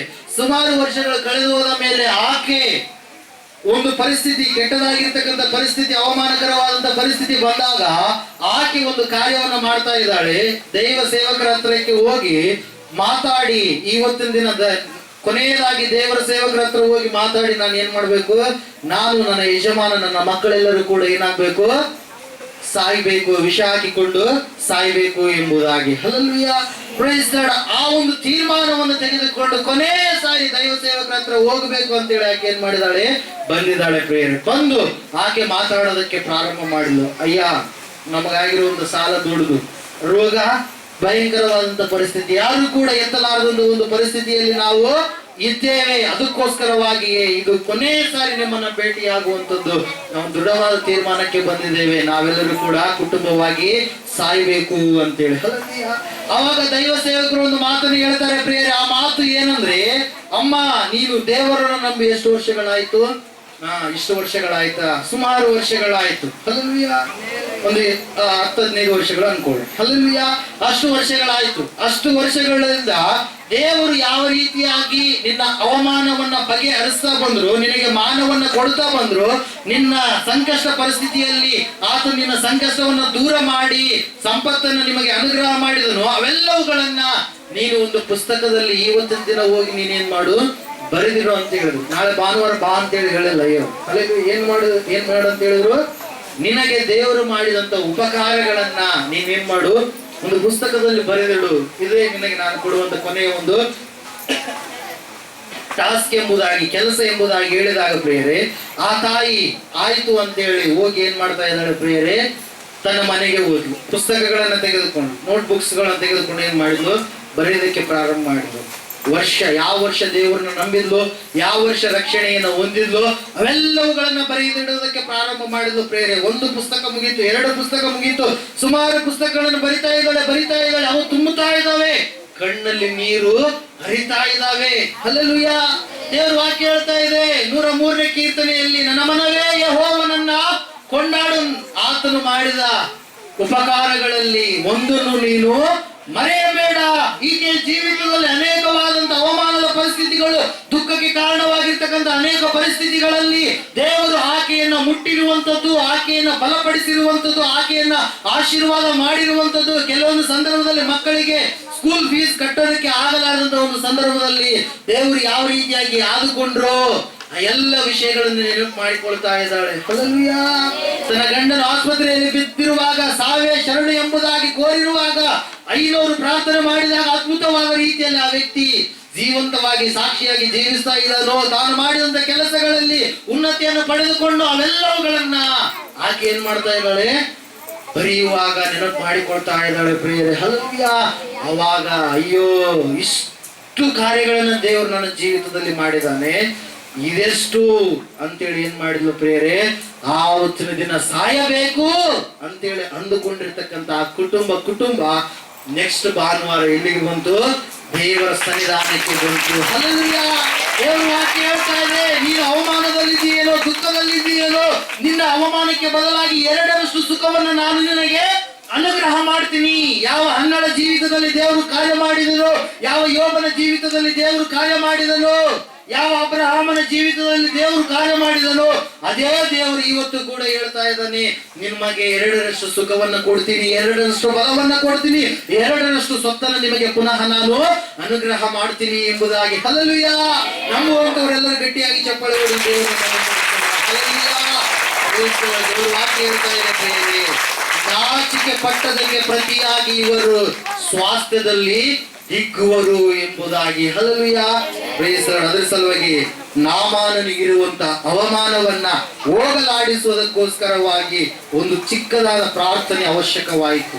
ಯೋಬನಿಗಿರುವಂತ ಅವಮಾನವನ್ನು ಹೋಗಲಾಡಿಸುವುದಕ್ಕೋಸ್ಕರವಾಗಿ ಒಂದು ಚಿಕ್ಕದಾಗಿರುವಂತ ಪ್ರಾರ್ಥನೆ ಅವಶ್ಯಕವಾಯಿತು.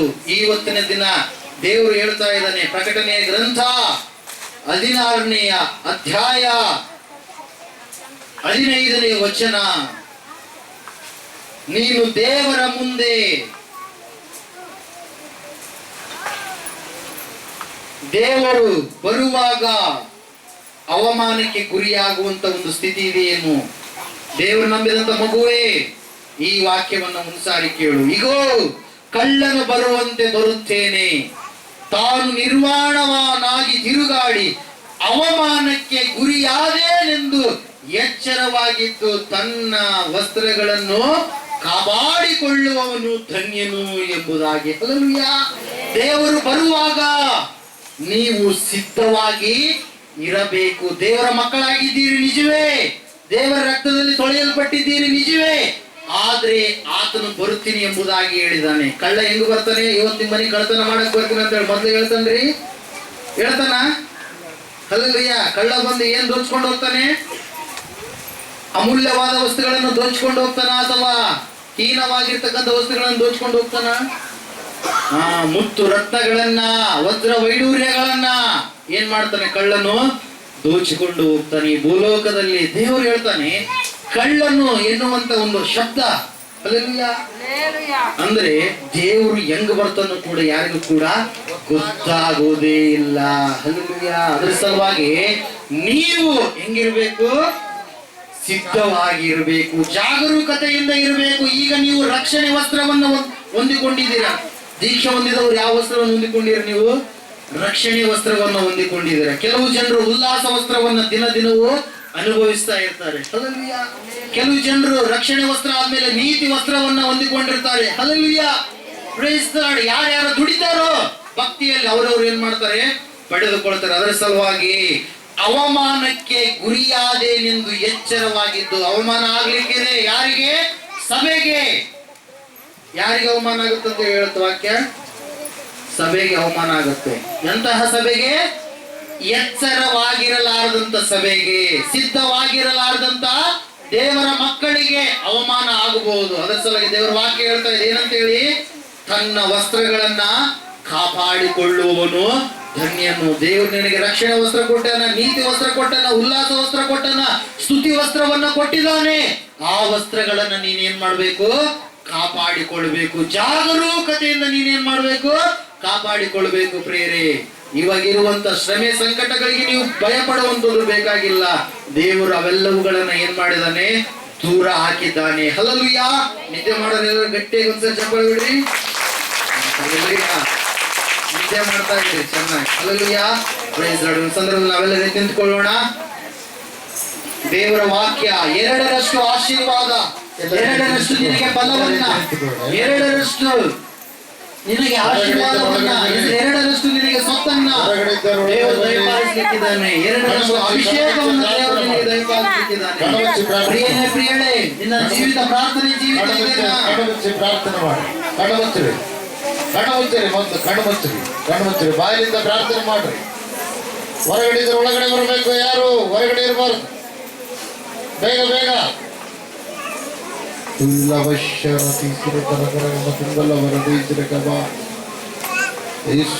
ಸ್ತೋತ್ರ. ಕಣ್ಮುಚ್ಚಿ ಪ್ರಾರ್ಥನೆ ಮಾಡ್ರಿ, ಪ್ರಾರ್ಥನೆ ಮಾಡ್ರಿ, ಪ್ರಾರ್ಥನೆ ಮಾಡ್ರಿ, ಸುಮದಲ್ಲಿ ಪ್ರಾರ್ಥನೆ ಮಾಡ್ರಿ.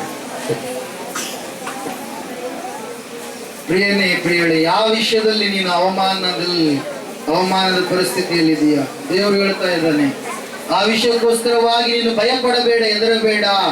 ನಿನಗೆ ಅವಮಾನವಾಗುವುದಿಲ್ಲ. ನಿನ್ನ ಅವಮಾನಕ್ಕೆ ಪ್ರತಿಯಾಗಿ 2ರಷ್ಟು ಮಾನವನ್ನು ನಾನು ಕಟ್ಟಿಕೊಡ್ತೀನಿ ಎಂಬುದಾಗಿ ದೇವರು ಹೇಳ್ತಾ ಇದ್ದಾನೆ. ಪ್ರಿಯರೇ, ಅಷ್ಟೇ ಅಲ್ಲದೆ ಯೋಬನ ಜೀವಿತದಲ್ಲಿರುವಂತ ಅವಮಾನ, ಅದಕ್ಕೆ ಬದಲಾಗಿ ದೇವರು 2ರಷ್ಟು ಸ್ವತ್ತನ್ನು ಕೊಟ್ಟರು. ನಾಮಾನನ ಜೀವಿತದಲ್ಲಿ ಇರುವಂತ ಅವಮಾನ ದೇವರನ್ನು ತೆಗೆದುಹಾಕಿ, ಅನಾರೋಗ್ಯವನ್ನು ತೆಗೆದುಹಾಕಿ 2ರಷ್ಟು ಮಾನವನ್ನು ಅನುಗ್ರಹ ಮಾಡಿದರು. ಪ್ರಿಯರೇ, ಸೃಷ್ಟಿಕರ್ತನ ತಿಳ್ಕೊಂಡು ಸೃಷ್ಟಿಯನ್ನು ಪೂಜೆ ಮಾಡ್ತಾ ಇದೆಯಾ? ಸೃಷ್ಟಿಕರ್ತನ ಮಾತುಗಳನ್ನು ಕೇಳಿ ಮತ್ತೆ ಇನ್ನೂ ಕೂಡ ನಿನ್ನ ಲೋಕದೊಳಗೆ ಲೋಕಸ್ಥರ ಸಂಗಡ ವ್ಯವಹಾರ ಮಾಡ್ತಾ ಇದೆಯಾ? ದೇವರಿಗೆ ಅವಮಾನಕರವಾಗಿ ಜೀವಿಸ್ತಾ ಇದೆಯಾ? ರಕ್ಷಣಾ ಪಾತ್ರೆಯನ್ನ ನೀನು ಒಡೆದುಕೊಳ್ತಾ ಇದೆಯಾ? ರಕ್ಷಣಾ ವಸ್ತ್ರವನ್ನು ಅರಿದುಕೊಳ್ತಾ ಇದೆಯಾ? ಈ ಸಮಯದಲ್ಲಿ ಒಂದು ಸಲ ನಿನ್ನ ಪರೀಕ್ಷೆ ಮಾಡಿಕೋ. ಎಲ್ಲಿ ದೇವರು ನೀನು ಅವಮಾನಪಡಿಸಿದ್ದಿ? ನೀನು ಆಡಿದ ಪ್ರತಿಯೊಂದು ಮಾತು ಜೀವಮಾತ್ರ ಪಟ್ಟಿಯಲ್ಲಿ ನಿನ್ನ ಒಂದು ಸಿಂಹ ಕಾರ್ಡ್ನಲ್ಲಿ ದೇವರು ಯಾರು ಮಾಡಿದ್ದಾರೆ? ಪ್ರಿಯವಾದವರೇ, ಪ್ರಾರ್ಥನೆ ಮಾಡ್ರಿ, ಪ್ರಾರ್ಥನೆ ಮಾಡ್ರಿ. ದೇವರ ರಾಜ್ಯದಲ್ಲಿದ್ದವರಿಗೆ ದೇವಲೋಕ ಸಿಗುತ್ತೆ, ದೇವರ ರಾಜ್ಯದಲ್ಲಿ ಇಲ್ಲದವರಿಗೆ ದೇವಲೋಕ ಇಲ್ಲ. ದೇವರ ರಾಜ್ಯದಲ್ಲಿದ್ದು ಭಕ್ತಿಯನ್ನು ಕಟ್ಟಿಕೊಂಡವರಿಗೆ ದೇವಲೋಕದಲ್ಲಿ ಭಾಗ್ಯ ಸಿಗುತ್ತೆ.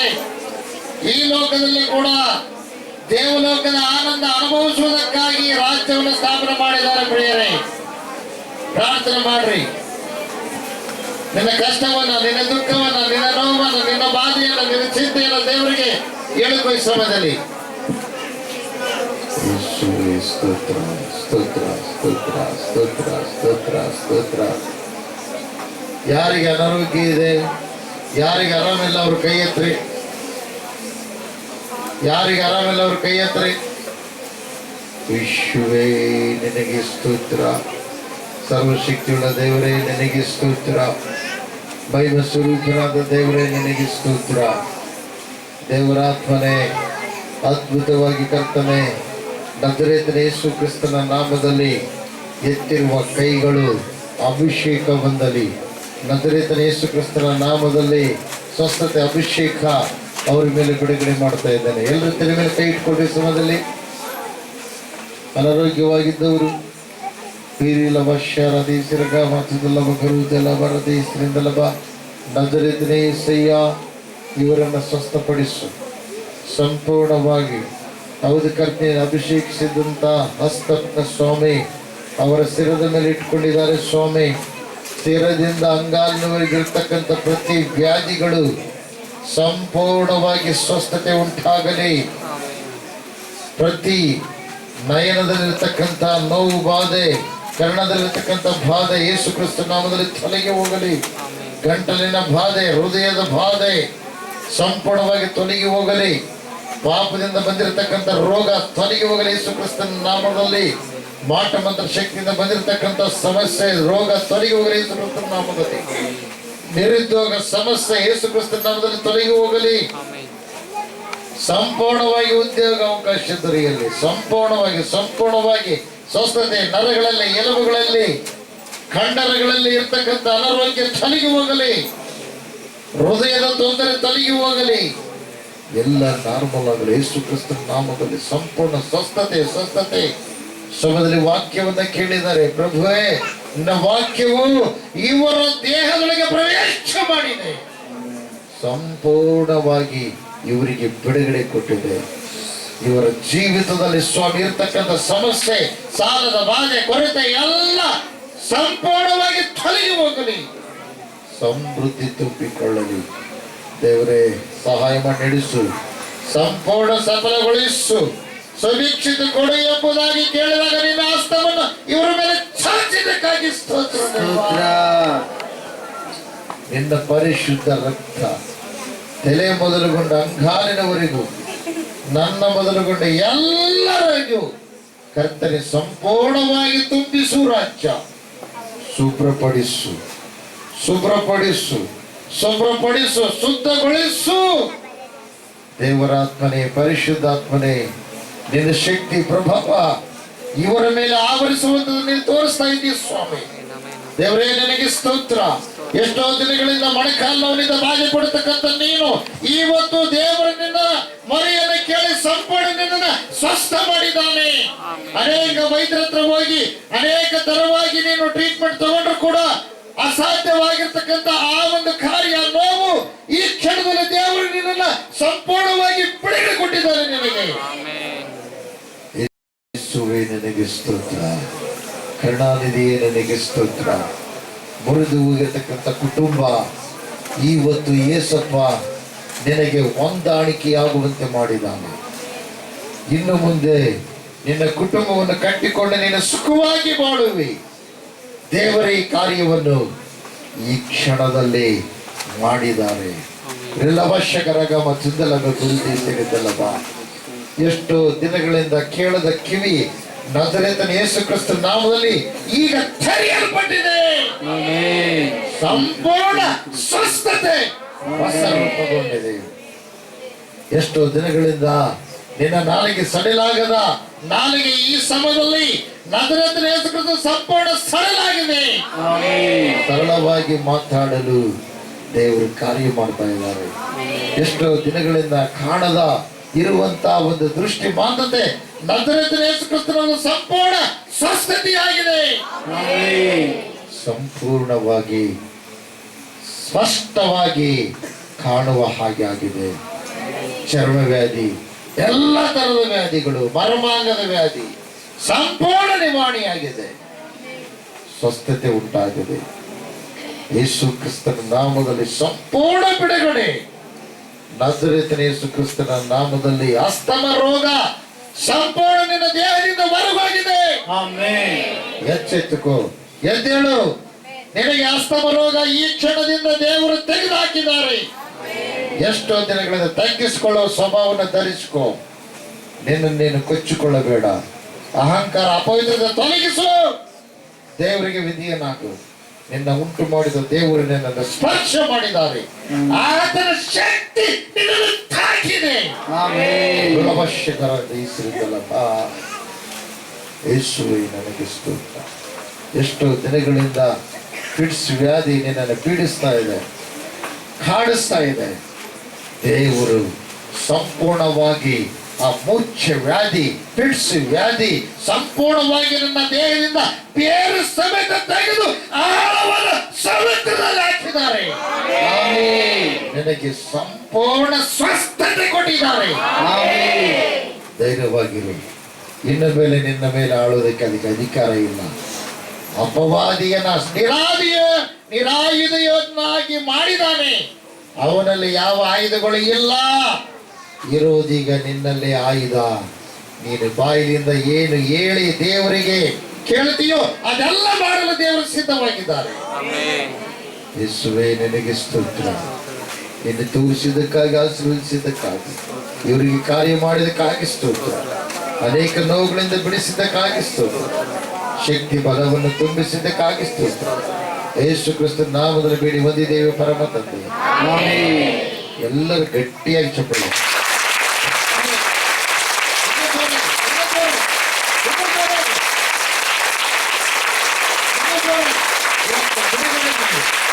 ಸಂಪೂರ್ಣ ಆರೋಗ್ಯ, ಸಂಪೂರ್ಣ ಆನಂದ, ಸಮೃದ್ಧಿ.